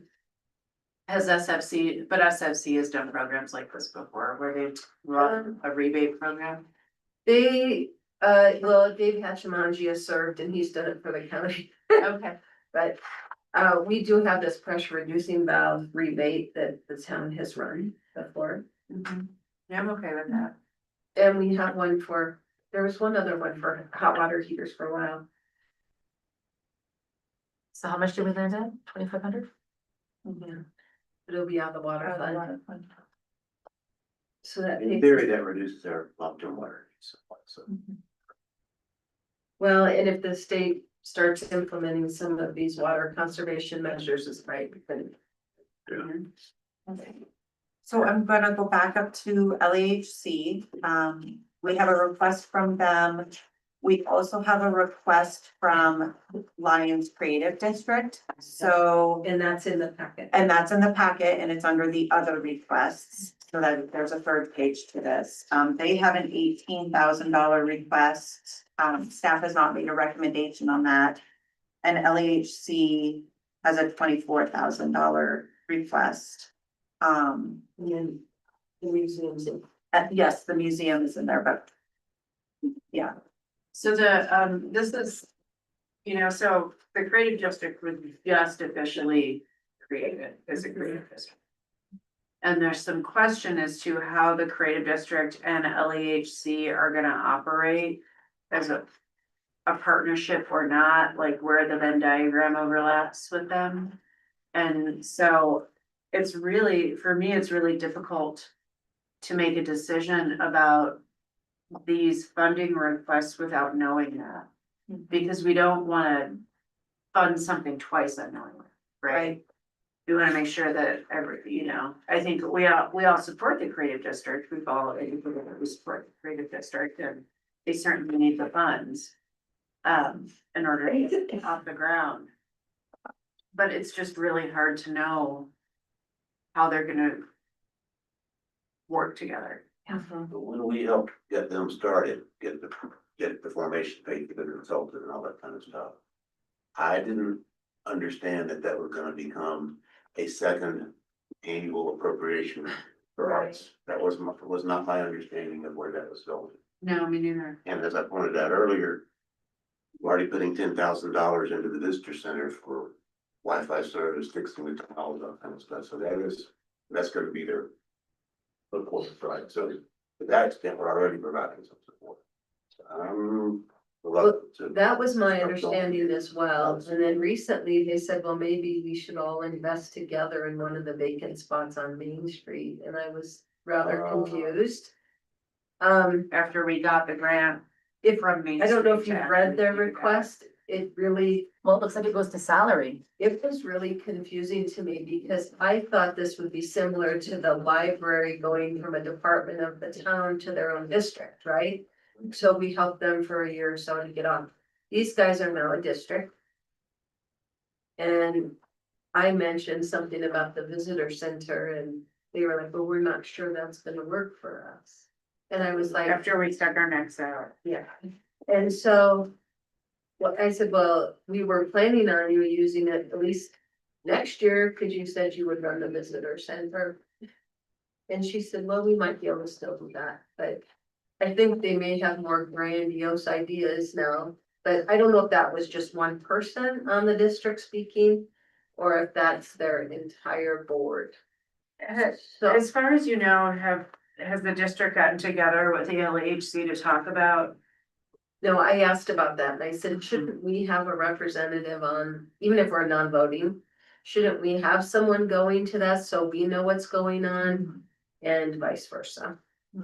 And again, now that, you know, they're their own district, I can't tell them what they're going to have on their board, but I did recommend that. So Longmont has a creative district. Mhm. And do we know whether the city of Longmont contributes to the creative district there? I do not know that. I'd be curious I to can know make what a other note. towns do. Yeah, and then I saw that on here, it has the Creative Colorado Creative Industries Conference. I don't know now if LHC should still go to that. Right, Or because should they're that be the requesting to go, LCD? they're requesting to know. go as well. So- And that may have been because they weren't a district yet, but there are some questions here. About these two programs that it feels to me like it's changed a bit from the original group that was putting it together. So maybe we need to ask them to come and talk with you guys between now, maybe the next meeting. Yeah.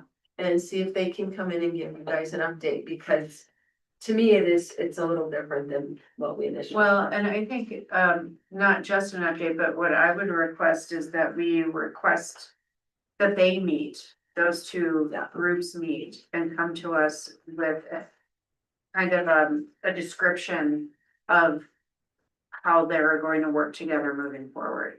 And I don't know if they would have. I don't think that they know. before budget. Well, I don't think this has been a discussion at all. well, so it's a discussion that they should have. If, you know, we are able, if we would like to make an informed decision about the budget. we need I've to know. seen a representative from the Lions Creative District update the LHC as an outside person, but in my mind, the LHC is a commission of the town of Lions. I don't see how the Lions Creative District is a commission. I was It's really not. confused that this It's not. was, It's not. It's not. But neither is the museum, and the museum And has. a remember when request, Lee so- came to us last budget, and they're not a commission of the town either. We had, Because we so have. anybody can request money from the town of yeah, Lions. we Well, we had were- opted a while, I will. a couple years ago to remove the community grants. It was Goodwill grant. Goodwill grants, And LCF, Yeah. Leaf and LCF took them. yeah, Because I know both the LHC and the LCD have both requested funds from LCF as well. Yeah. So I would like to know where they are. Like, you know, I see the LCD is getting 10,000 from Cemex. They are probably receiving funding from LCF community support grants. I would love to know how much they've already raised. And I thought part of the deal was they got once they were qualified, they got like a $5,000 or something like this startup. They did. get Funding that. from- Yeah, they It's did, like but that. they still have to hire an executive director. So I'm not sure, I guess right now we need to decide what would you like LAHC Right, to include As a in our commission. budget, and then we can ask the creative district to come and talk with the The board. LAHC has made some very big requests compared to other commissions in recent years, and we've increased it a little bit each year. What's in here right now would be basically a 6% increase to their. If we do 12,000, If we do, actually, it says 12,000 there, but over on the line item, it says 12,650 versus 11,650. Difference. yeah, because the conference doesn't go into public Conference art. time. Yeah, it goes into a different line item. Yeah. Uh, So all of those go into, the majority of them go into that public art line item. So And if you have 1,000 in there too, because it's somewhere else, that's a double-digit increase, and I love our public art, it's gotten better over the years, but we're gonna get questions. We start running budget deficits and cutting positions and cutting back on infrastructure. Why are you spending so much on art? What's gonna come? And we are increasing it every year. It's already substantially funded more than most of the other awards and commissions. And we do get LCF awards, Yeah. as you can see, and this was always my assumption with the creative district. LAHC also takes in a lot of donations and things like that. All of that goes into a different fund, the grant fund, if you will. Mhm. I was always under the assumption that all of that fundraising and things like that was going to go to the creative district because we are being the fiscal agent for all of these donations and things, which is not typical for a municipality to do. Yeah. So I was always under the assumption that all of those grants, grants and donations and things like that was also going to go to the creative district, so that it really is just the town providing, if they wanted, here's $6,000 to go towards public art, or, however that works. That was always my assumption, that fiscal piece was. Yeah, cause I really don't think we should be in the position, directly or indirectly, funding salary position for the district. That's not something we've done. Castle. We do it for the museum. Is the staff column Well, recommendation? that's more of a- Summary after those LCF awards? Yes, because of, yes, I questioned it as well Can you remind us how much they received last year? from us. Mhm. 'Cause I feel like it's always been about half of what they request. That's my, Oh, I don't remember what their request I was. think- You're No, about but- right. but I But feel how like much they they didn't we give them about 10 to 12,000 last year. Right there. You got 2025. Good luck. You're right, Tanya. 11,000 in the budget. Actually, it's gonna be more than that, because probably about 12,000, because the conference. It's 12,000 with the So, conference. the Hearts of Lions Sculpture Program. Now that the person who was coordinating that, I know that the town was paying her. She moved, Yeah. she's Kristen still, is gonna do that Kristen's internally. gonna do that. This is the amount they pay Right, to lease the sculptures for 2 years. right. No, sometimes they were using the amount, they were using this public arts budget to pay for the individual. That was. Oh, the. No, the town was paying the individual. Yes, I was this- sending the checks, but that came from Yes, this. that came from this public art budget. Okay. So last year LAHC requested 31.5. Yeah. Oh, you have the old budget. There we go. There you go. So they actually requested less this year. And they got 12. Mhm. Yeah, I feel like it was. it's been Requesting 12. 24 and we're proposing 12, because they did a great job this year. They did, and they do a great job, and it is an economic driver, and and all of those things. All of those things, I just don't wanna overlap. I mean, if Well, the district is gonna send someone to CCI, for example, Mhm. then if LAHC also wants to send someone to CCI, can we cut that in half? You know what I mean? I feel very comfortable with all the work that they do, giving them this amount, 12,650, because they do a lot for our town. There's a lot of art around that everybody appreciates. Just last night, driving by the new battery storage unit, there was a whole golf cart parked outside, and there was an artist who had just moved to town who was blown away by this wrap. And that wasn't even LAHC, that was just Diane. Right. But the LHC approved that, and from that, They chose what track. but from that perspective, right in front of the post office, I could point out so many different public art installations.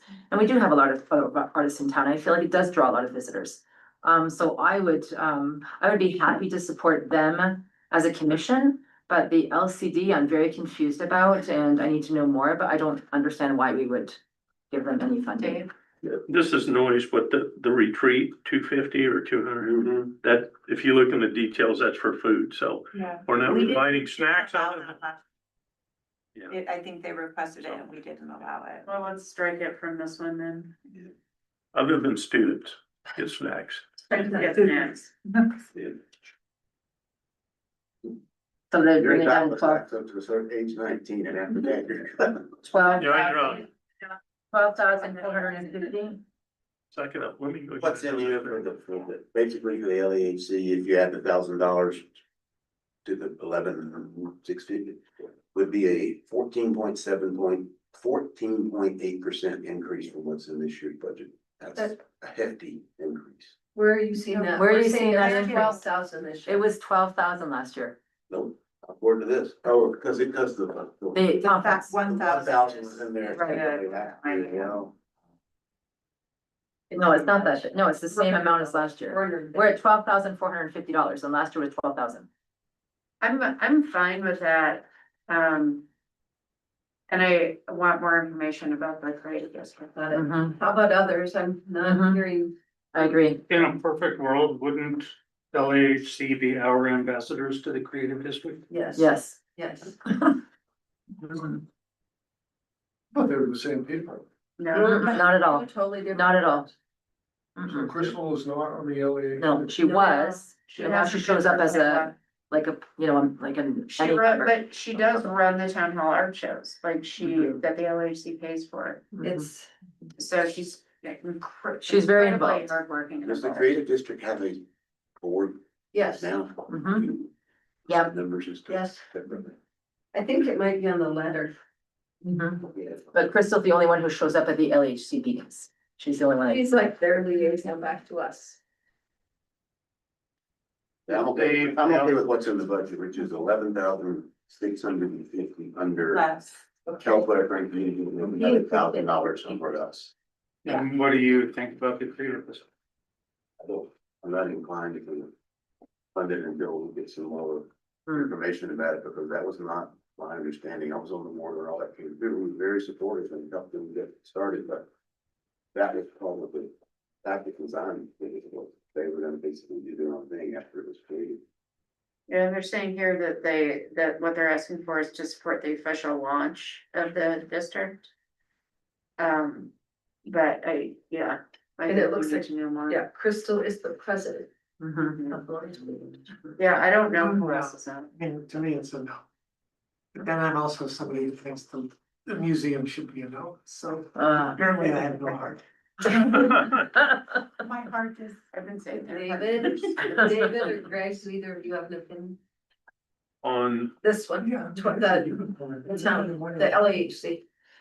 yeah, I'm fine with Okay, the 12K, all right, Greg, Or you're whatever. going with this, well, 12,450. okay. you're fine. Yeah. Okay. Yep. All right, have the I will museum. ask them to come in. Oh, the museum? The museum is on the other requests as well. Mm-hmm. And this Or is an 19,000. agreement, this is an agreement, a written agreement between the museum, the school district and the town, and I'm happy to send it to you. And we are responsible for certain aspects such as insurance. We insure the building and contents. And there was, an agreement at some point that we would take care of the minimal cost of staffing. They are not town employees, none of that. I don't know that that's in the written. It's not in the original agreement with the school district. It's a separate agreement between the museum and the town. And that's how, I mean, that's how it's been explained in Yeah. each of the last 3 years. to- Yeah. Yeah. Our insurance cost is, It's, there's no separate we amount. looked that up recently. It was like $300 a year. That's part of our overall policy. So it's not in here, so we don't, is it, It's It is in separate. the- it's a Just like separate line item? LCD, it's at the back. His letter is. in- No, I know that, but I just mean is it a separate line item for the insurance? Cause here it just says No. wages. It's built in You know, because and it's a we- written agreement. It was either last year or the year before that we asked for financials from the And museum, they did. but not an incredible amount of detail, if I recall correctly. I think we need to be realistic that at any point. There could be a possibility that services such as the museum or. The cemetery or some of those that other communities provide could eventually come back to the town, no time soon, but I mean. It's just, communities do provide that service Yeah, when well, and it's important. there's not a group to lead them. And the museum's important to the town. And several times we found that there information about the history of town Oh, yeah. projects and boats and all that kind of stuff. That's the only place you can find it. You can't find It's it in true. town records. You can't find it on the internet. Yeah, There- and if there's this group still a isn't going to research- do it, research the town would have to say, do we want to? So Yeah. that's how you have to kind of look. And I know Yeah, fourth yeah, grade you're students visit the museum on a regular basis. No, use it I'm for I'm historical fine projects. with the $500 increase, I mean. That's one I'd like to put on annual inflation thing, so they don't have to go through. So they don't have to ask every year. And they could plan ahead. Yeah, well, this is a minimum wage increase, that isn't, you know. That they can adjust their budget accordingly. I'd like to. I'd like to put another way, that would cap, basically how much out of our budget we put in a division. This is enough, and getting reduced by inflation, so then have everybody else. I think, you know, at some point, someone may change the whole model of when they operate, the hours they operate, you know, it could all, that's why I think I'd actually like to see a little more formality of meeting with them once a year to say. Do an annual report like the library district does. Right? Yeah, Mhm. Do they not participate in the annual? Yeah, she puts it in. It's in the Yeah. annual report. So it's- I mean, it comes from the north. But I mean, just something that kind of keeps them connected, yeah, but, yeah, it is a service that if this nonprofit wasn't doing it, we would have to decide as a town, are we gonna take it, or are we gonna let it go away? Right. I don't wanna make those. I do not want to be a part of I that. don't, yeah. I can see it going, right. I guess I didn't consider the cemetery. How was the cemetery there? I moved to It's stop its own finding group. good old days one day, and that was probably about a year and a half before Laverne died, and I heard about it about 10 times. Yeah. It's a cemetery association, kind of like an HOA, Okay. but the folks, some of the people on it are getting older and some are. You know, it doesn't have an irrigation system, it doesn't, I mean, it has some, but not much. But they have like all the records of the plots and stuff, and if at some point someone is not interested in doing that or incapable. That's another one, Yeah. someone's gonna Yeah. look and say, is someone who's gonna take this, or are we just gonna put these records? I think I've asked this before, but title to that land is vested in, The association is. that's what I think. Yeah, I Yeah. think so, but again, it's one of those that if it ever goes away. You're not gonna just say, No, and it's zoned municipal. yes, it is. Oh, it is. And the town contributes $0 towards it? Yeah, we don't. I think, I was trying to think at one point, I was thinking Dave used to help with trees and things, but not recently. It's Mr. Orbach out there. Thing, and they put in a lot of irrigation. Mr. Orbach. They did. They for- put it on the new section. Yeah. Conference? Yeah, that's, he and his daughter. He's up there every day working so hard. And Wow. Raul Vasquez does all the digging and, yeah, they have He's a, got some stone workers. who come they have a help. nice little association working in that. Yeah, that time is counting for sure. counting. Who's on the museum board besides Jerry? Maybe Monique. When you- Funny. I think it's just a president and secretary. What about Kathleen? Is she not on the board? I don't know. Yeah, let's ask them to, come and just chat, like, give us an engineer I think update, that would maybe. be worth doing. Yeah. The library does that once a year, then take that.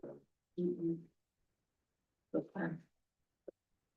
Okay, we're to questions, answers, discussion. We have a whole hour. Overall budget. Well done, staff. Yeah. Thank you. No, we're not done. Now it's time for discussion and testing. Oh, they said an hour early. I was like, okay. I mean, if nobody has any questions or discussion points, then. Or things they want. I have a few, that I wrote down as you guys talked yesterday. Yeah, It doesn't have to be for this budget, but, one of the things we talked about is should we. If there's an election at some point, should we consider the increase to use tax as well as sales tax, but that's not for now. make sure that gets on an agenda though. Well before the deadline. mhm. Trustee Browning had said, should we consider holding off the 200,000 that we have identified for Kelly? to use on Second Avenue or wait until we know how much grant funding we have?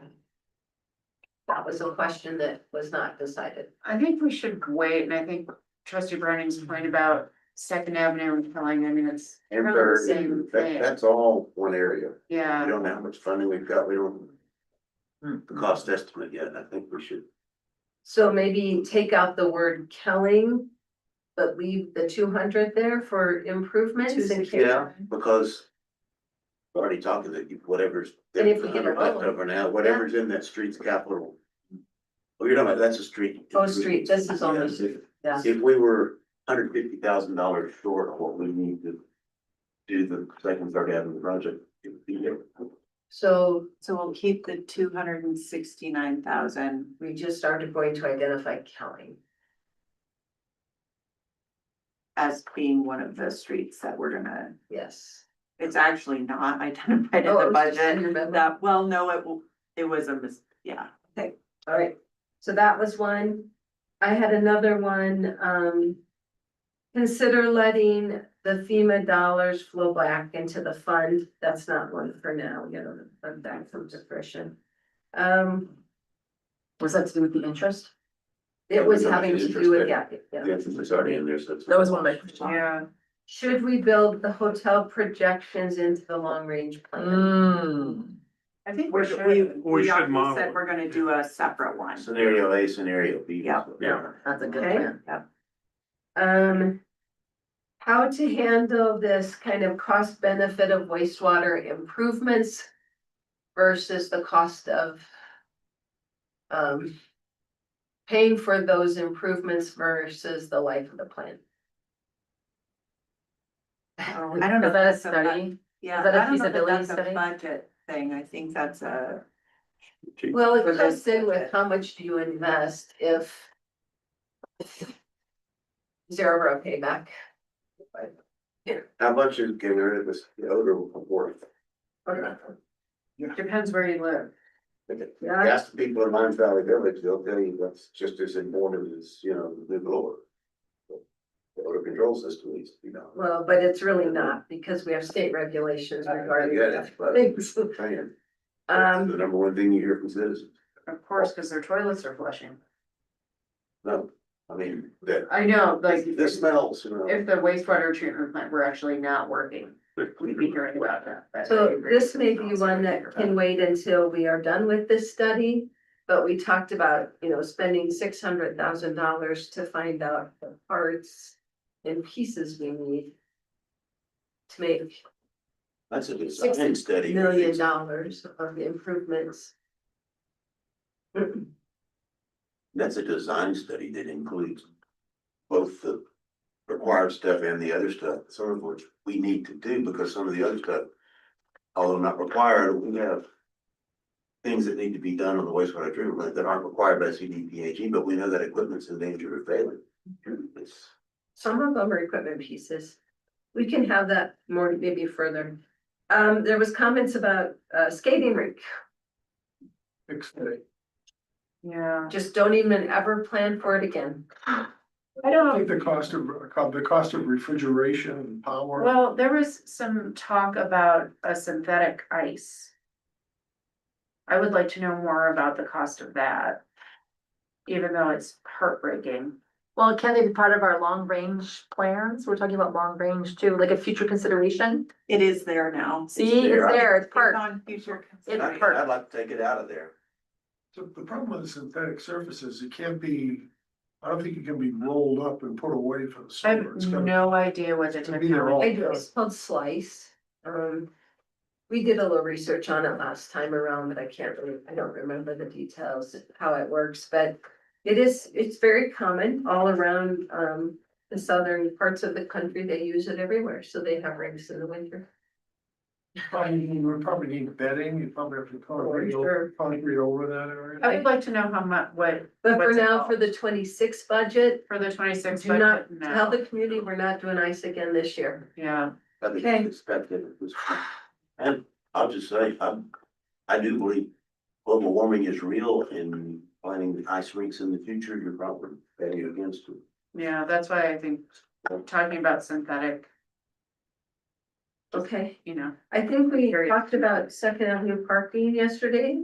Oh, yeah. Consider doing a section free parking, Yep. a VMS sign indicating free parking this way. We didn't really decide on those.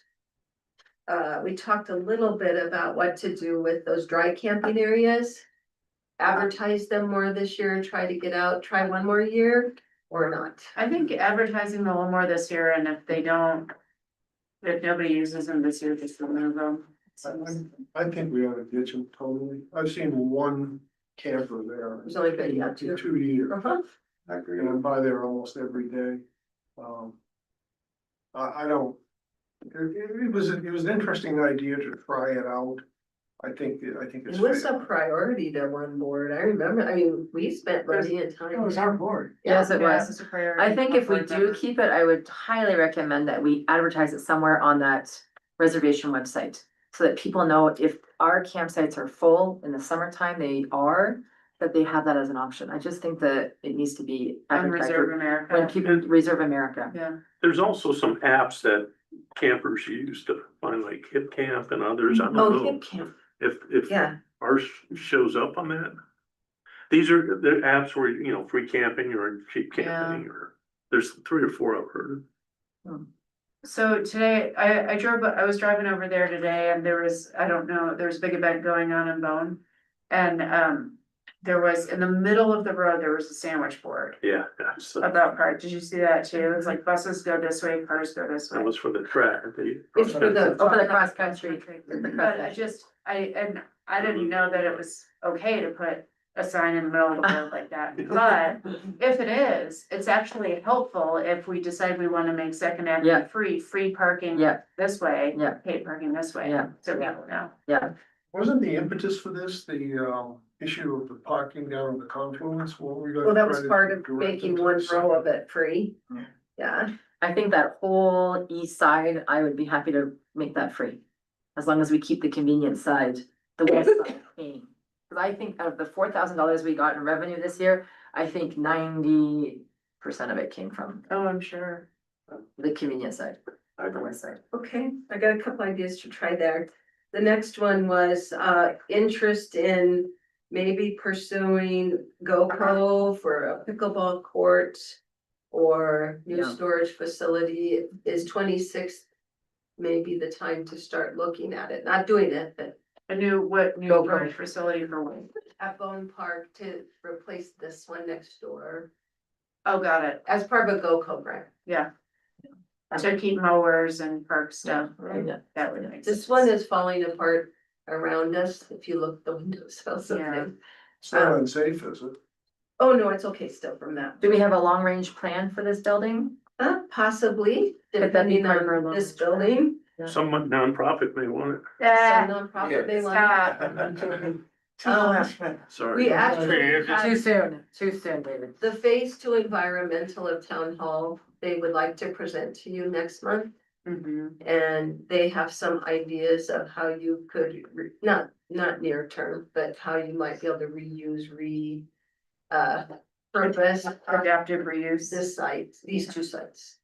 Wow. And can actually add apartments or affordable housing if you want. Oh, They think you can get a new town hall and 12 units, senior housing if you want to expand. wow. Who's But- they again? Sorry. They is CDPHE and a company they hired named Stantec, who are doing environmental studies of our contaminated foundation here.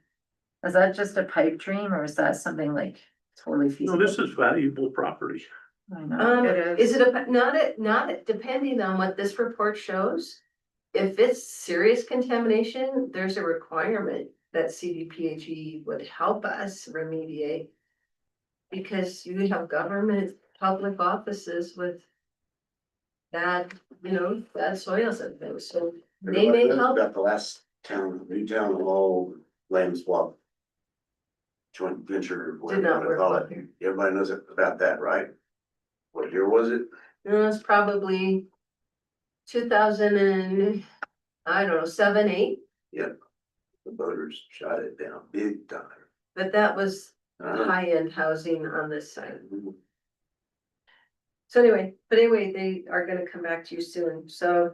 Okay. I I think a new storage building in the parks makes sense for park equipment. I think it's a safety issue for the workers, they don't have to be driving the lawnmowers on the roads. I mean, I would support going for a GoCo grant for that. The next one was, I think it was trustee Browning amending a citizen initiated parks issue. That's just, Reverend. that's for long-term general thoughts. I can't even see getting into that until you're actually facing a budget deficit, serious Right. layoffs and stuff. That's, it would take something like that, I feel. I have Did you get an removed, answer on your That is sports just court pretty much question? it. yeah, that goes in with the other building. We do this together as a, it's already in a phased plan, which LoCo requires that you already have it as part of the plan.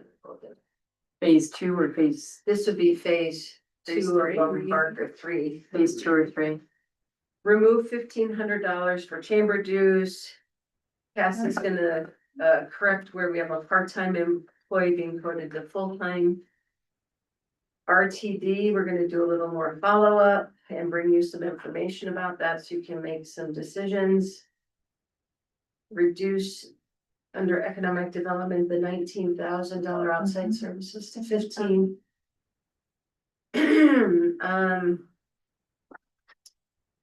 Oh, the amount of original debt for the wastewater I just did. Change, the tabulations in the electric funds that are offline. And then LCD and museum come present to the board.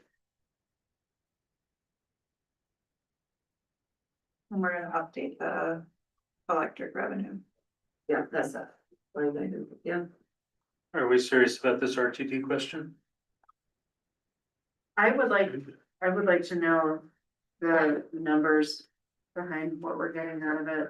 You know, I think, About what value you mean, what I mean. well, just about, I would, yeah, I Just wanna know the the value that we're getting out of being a part of the district and then. Brandon should know top 10 what it would take to get out of the district. We're understanding, so And whether we, it takes it after the I legislature. know, but we can at least push if we, I suspect the answer is gonna be, we're not getting any value, little value. Oh, And we can start making some noise with some data. Well, there is, I will say We gotta have that, the data first. when the RTD rep came to give his, report at Dr. Cog. There was, the Dr. Cog board had some really tough questions for RTD, really tough. And, we would not be the only community pondering the question for sure. it's been suggested here, several people in the I think I do it every year. Is there something we want that we could demand to get our money's worth? Exactly. Yes. We're gonna. Color friends. That's the one I spoke. The only other thing, Oh, anything you wanna discuss regarding our recommendations? To me, we go back to your chart, Cassie, regarding personnel, salaries, any of those topics you wanna talk about?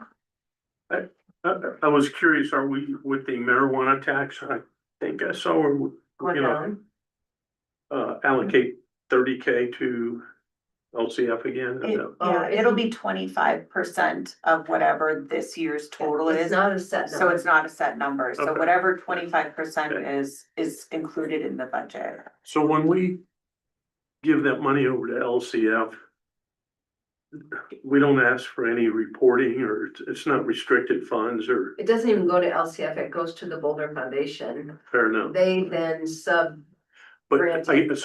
the question really is, do we ask for how the money gets used? We did. Gil will tell you. We haven't, but I think it's a good idea so that we know. I can ask for that. You should be. No. Is that, I mean, it should go for My understanding. mental health and We addiction. told, yeah, we told them what it's for. We did, my understanding is But I LCF wanna- added some funds. I wanna see that. Gave them. Yeah, So that's actually not really seed money, they but did. they, I will ask him to, Yeah. how was the 2025 marijuana funding allocated and. Yeah, and any results, I think we would all like to know. How folks were and helped. how they reallocate. Yeah, that should be reported back. Another thing that you mentioned that I don't think was quite a recommendation was whether we wanted to create a line item for unexpected expenses. We, In the water fund or we, Well, I'm not sure it was clear when we brought it up. Maybe it was inside the enterprise funds, maybe it was somewhere else, but recognizing that we have some number of break fixes every year. Yeah, what we have to talked do- about relabeling that item, $100,000 apple valley water line study. I think we suggested water line study and repairs. That Inspection. would be Inspection. the source of that. so outside the water, what we do Yeah, but it's is, pretty small. when there's Be an unexpected. extraordinary circumstance we can't absorb in our budgets, staff are used to, if it's small things, we just don't do something else. If it's a large item, we bring it back to the entire board and you guys say yes. And unless it's an emergency, then we can do it. And then we amend the budget. Yeah, we can amend at any time. We can do as many additional appropriations as needed, It's, unless, of course, there's no money, but, it's not the a fund best balance practice is with tax dollars. Yeah. To put a just in Flex case, fund, sure. because it can be abused by their own people. So over the years, we've just learned that we budget what we know. And then any amendments are made midterm and then again at the end of the year. Do we have a threshold for those amendments? Something under We have a $50,000? procurement policy of what staff can spend, but we can only spend if it's identified here unless it's an emergency. Or it's something we can swap line item for line item, so. You have any word to add to that? no, That's how we do it. Something unbudgeted for, is it 20,000 now? The staff has the authority to do, but beyond that, you have to come to the board. Is that right? I think it's 20. It depends, if it's a professional service, we looked at this the other day, it was 25, and if it's a construction service, I think it's 20. Where did we end up on the sheriff's budget? Oh, yes. Great question. We are phasing that in. So where they wanted to add one full FTE, we're doing 0.5 FTE, 0.5 next year, 0.5 the next. So eventually we will get to the same result, but it's going to be less drastic from a year-to-year basis. So what's budgeted next year is a 0.5. Yes. And how We long can is it gonna expect take another us? big increase. So next year will also be a 0.5. Yes, And how many, so will we then be at 3? no. How many 0.5s do, how many years? 3 years. 3 years at 0.5? Yeah, And then so we'll be. what I estimated in that long range plan was, including inflation. It's about 125,000, no, not including, on top of inflation, an additional $125,000 each year Each year. is about what that 0.5, So it's gonna take us 3 years starting next year. yes.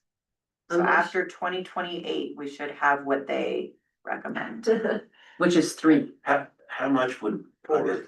4. plus How the much? deputy. How much would boosting the youth tax cut into that? You would depend on what construction is. Can't really get Yeah. that. But- That was my thought, a couple of use tax increase to. Would be nice to. But that's a one-time.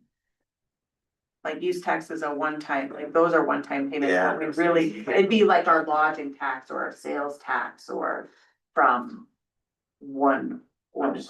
That might be a reason to explain to the voters, why are we now trying to use tax up on? Oh, I get you. Because here, Because we are having our increases. sheriff's office budget goes up 25,000. We may need to address that. I think once we explain to the public how use tax actually works and they understand that they likely are not personally paying use tax. Yeah, it'll be an So when you education. buy a car, But we Yes, really that should should be implement that before all this major. yeah. And that has No to go to a question. vote. That all has to go to a vote, right? If we raise Yeah. the use tax. Okay. So that might be something this board wants to discuss or bring up for the next board to know.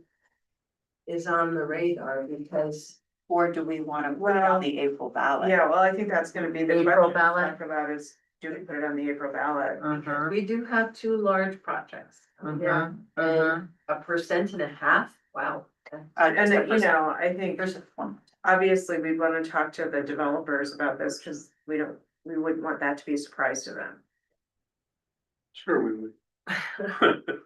says the developer. Yeah. Other than that, any other topics that you recall that any of you took notes on? Yeah. So I have two questions here. One was, somebody mentioned yesterday or asked, should the water and wastewater funds be separated? Was that a serious question? Is that something that? Oh, no, No, we can't do that. Okay, so. I was just separating them for Okay. illustrative. Okay, and the other one, did we come to an agreement today on the? Oh, yeah, we did, the study of the, okay, so we're gonna do the inspection and damages. Okay. And we're going to include in the long range plan this certain sum every year that we can finally map out all of the water lines, is that right? Hopefully. That is gonna be, Justin and Aaron are working on that, but it's a pretty heavy lift. Not mapping the water line. Oh, no, That's what. oh, working okay, on sorry, Your long range. Yeah. plan. to get them in the long run. But as you find out about water lines, you are documenting it and putting it in. Right. Any line, Yeah. we're documenting And it. then to me, for this kind of long range plan, until you have the details, you can say 10% of the lines or 5, just come up with some Just estimates put it based on in. best guesses and then continue to refine it as you get smarter about it. Mhm. Doesn't have to be perfect. So then I guess the next questions are, we are scheduled to have this adopted November 17th. Do you want any separate public meetings? Do you want any public hearings? I mean, people always can come. We all know that. Well, this but is they normally don't a- necessarily know that. It's a resolution, right?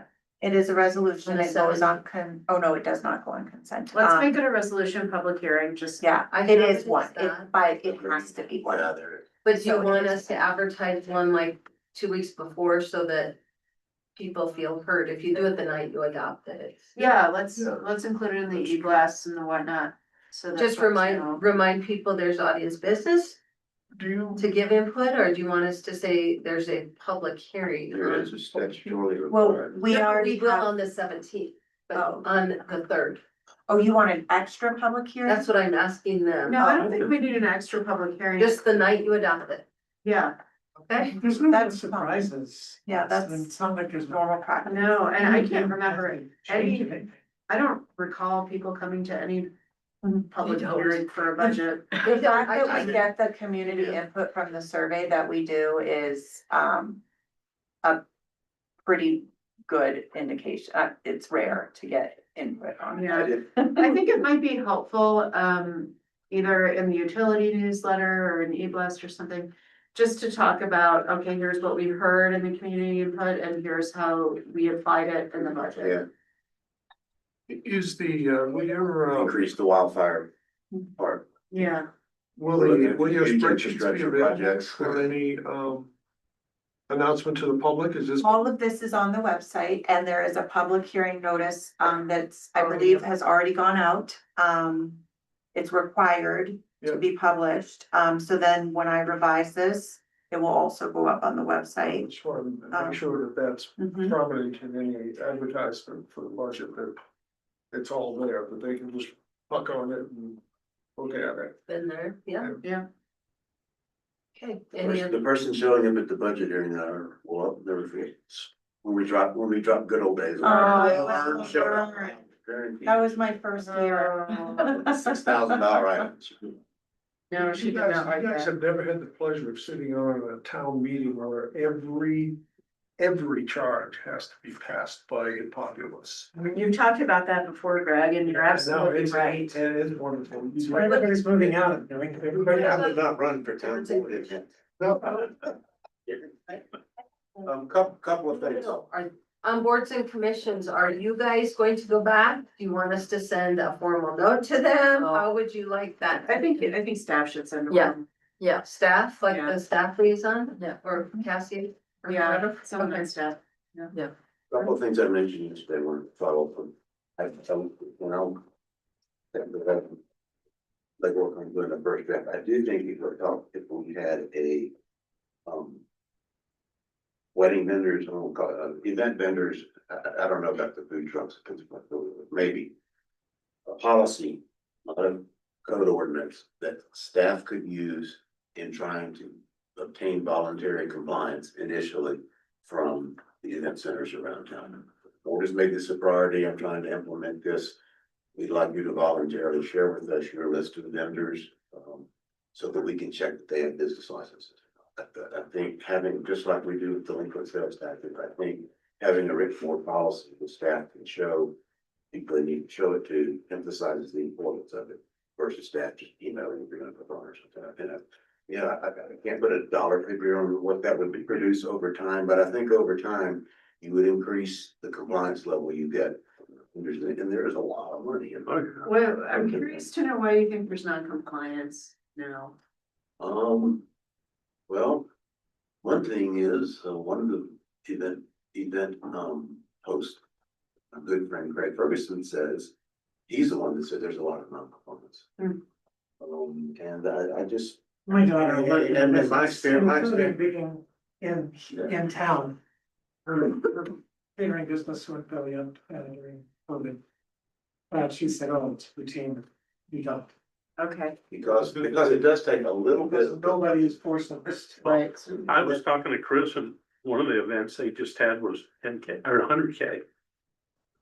When I did tax collection for 23 years, and if people think you're going to check on them, you get pretty good compliance. If people get the impression that nobody's really checking on this, your compliance rate drops a lot. Well, and I think the importance is for them to tell us who was actually used. That's it. Because right now they're just, we asked for it and they just said, here's our preferred vendors. Well, that doesn't help. We don't know who you used and, yeah. Are you satisfied with the information they give you? I mean, because remember there was some confusion about when we were looking at who wasn't paying sales tax?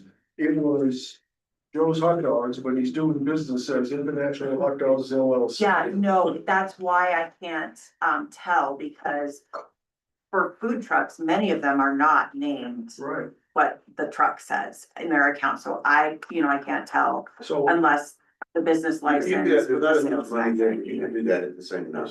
Well, as long as they're ready to do it, once they've. Yeah, but that also gets into people who need to do that with the property owners have to. And they might not even know. And they change and there's more of them and then we know the main wedding, the main event. Well, that's what I'm was, saying. There's 4 or 5 of them. Why don't we pass something that just says, for mobile vendors, your business license needs to be prominently displayed, that way if code compliance is out, they can just jot down the name and the date. Yep. And then on our vendors that are on private property, we make it a requirement that, I mean, we verbally made it a policy that you will report which vendors you used in the month of. Can we make that a requirement of having a business license? I mean that they must display their state of Colorado business license. No, that, can we make it a requirement of the property owner having a business license? That they must provide the town with a list of Well, vendors. that's what we tried to do. We said we have voluntary complaints, but we're not getting the detail we need. We could do an ordinance. We could, in fact, since years ago, I drafted an ordinance. Or if I still have it, you could do that, but I wouldn't. Because of kind of, you all know the local wedding, the local event hosts are. I think it would be better to try to get it do it voluntarily first, and if it doesn't work. That's We have that's tried kind of the voluntarily. implied or even stated backup to that is if we can't figure out a voluntary compliance system here. Eventually, we could do an ordinance and make it mandatory. Yeah. But I really think, We have a brochure that says, I know, we asked them for it, that's the voluntary. I know. Cassie got a pretty rude response once from one of our vendors when they said, I don't remember how it was, You know, but kind of none of your business. Which is where I'm doing this because our board has made it a priority. Here's their policy, and if we don't comply, the next step, the board may do it by ordinance. So let's work out voluntarily what makes sense for everybody, try to lessen, keep the burdens to a minimum on the property owners. But if we can't make it work voluntarily, then an ordinance can be done. I just think getting voluntary compliance first is the best way to go, Well, and if it doesn't work, We feel like we Then have go to tried ordinance. this last year. in 25, and we have not had much response. Let's put a little more weight behind that and see if we can make it work better. And as part of Riverbend's application, and that's the reason I asked them, are you willing to voluntarily cooperate and provide this information? And they said, yes, got that on the record, and I think they will. And I think they're probably by far at this point the biggest event host. Revenue wise, certainly. Revenue, local revenue wise, it's national. But I think if you get a system worked out with them voluntarily, it would be hard for the other venue owners to say, I don't want to do that, too much trouble on me. Somebody else is already doing it and it works. I think it could be done, but I just don't want to come down on them being ordinance to start it. I mean, I know there've been efforts and things have improved from what was in the past, there's no doubt. But I think it needs to be. Is this typically the responsibility of the code compliance officer to follow up on these? They would probably be, It's it's more of a It's hard tax because thing. so much is evenings and weekends. Oh, I see. And we don't go on site, we don't go on their private events. And if, can you imagine like paying $100,000 for a wedding and then a town Sure. sheriff dogging around? And the key part of it is, once you get the business license information, it's to check with the state revenue department to make sure, are they So reporting tax in Lyons? And the code compliance officer doesn't have clearance to do that. Right, well, it falls on the finance director. Yeah, it's the one finance staff, so it is a lift. And it's, yeah. If we get a good, the hardest part is finding their sales tax ID number, and we require that with the business license, state business license, retail language has changed things, so we just need to get an internal process, which we're working on now, for businesses that don't have a physical presence in Lyons. We can't charge them $50, so it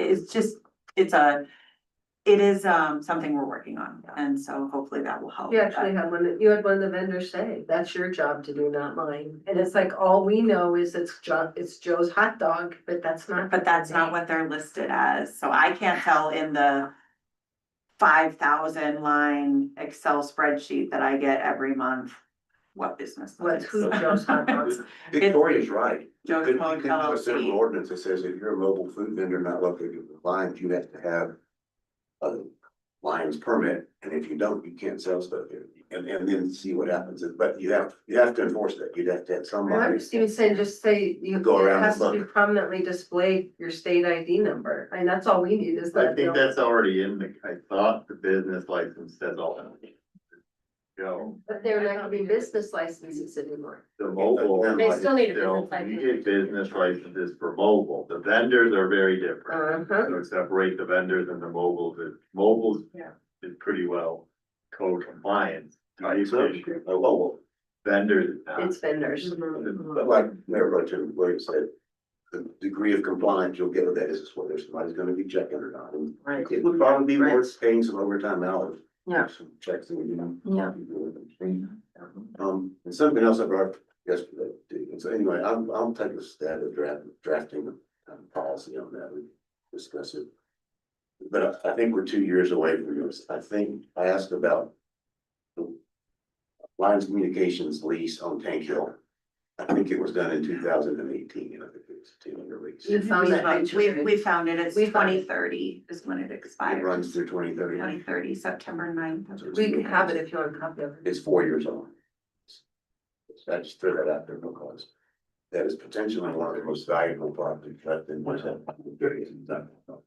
The hill with the water tank? Remember, we have our electric Imagine. meter antenna on there too. Yeah, there's a lot of stuff out there. Not to mention a mountain lion. So that'll be a couple more boards. I don't know, what would you Like the last 3 or 4 years. No, he's just talking about the real estate value. I'm talking about the real. estate. Sure, no, I get that, I'm just like, what would you do with that? It's like this, But a We've been talking about that. $5 million house on top of it, they pay the town of Lyons $1 million for the property. That's what you do with it. and they plop a house on top of that hill? Or you make it a Because park, yeah. or you make it a climb. Or you make it like a bouldering. rainly Yeah, sound. some, Oh, there's so many He ideas. said that. Yeah. you ever heard that? The Ridgeway Yeah. Sound Studio. Ridgeway, yeah. And you do what Those you are said, so just acoustically perfect. doing with the Apple Valley Water Treatment Plant, how much you gonna pay us if we take care of getting rid of it? But Lines Communications is a big thing. Oh, there's, yeah, I'd like to see a list actually of who, It's only them and ourselves. is it, really? That's That's it? what we're I down thought to. there were cell towers up there. No, I don't think there's any stuff. No, they're up on They're up by you. Indian looking. Yeah. I think it's That was just, And on- trees. I think it's just down to the two of us. Yeah, anyway, that's down the road, but. Okay. All right. Anybody else have anything? Do we answer all your questions? I think so. So if, yeah, so otherwise, we're going to make some changes. And then we'll bring you'll see a proposed budget. I'll email that out, post it to the website. You'll also see, we're gonna try and get the fee schedule the same time, and then also the salary schedule the same time, because really they all work in conjunction. Mhm. So we'll try and get those. The other two will be a consent. The budget will be. Okay, great. Thank you so much for all your work. Right, Thank Yeah, you. good job. a lot of preparation Thank in you. there, and Victoria, there's a lot of preparation. Thank you. Yeah, Very well staff done. did a great job. Staff did a great job. Sure. They're very helpful in this. I think they've read budget. Now I love budget time. It's great. Are you serious? Yeah, we like that. I would like. to- Yeah, I do. I do that. I mean, it's like, look at it. Find another job. Look at it. It represents the values of the community. It's the buildings. Okay,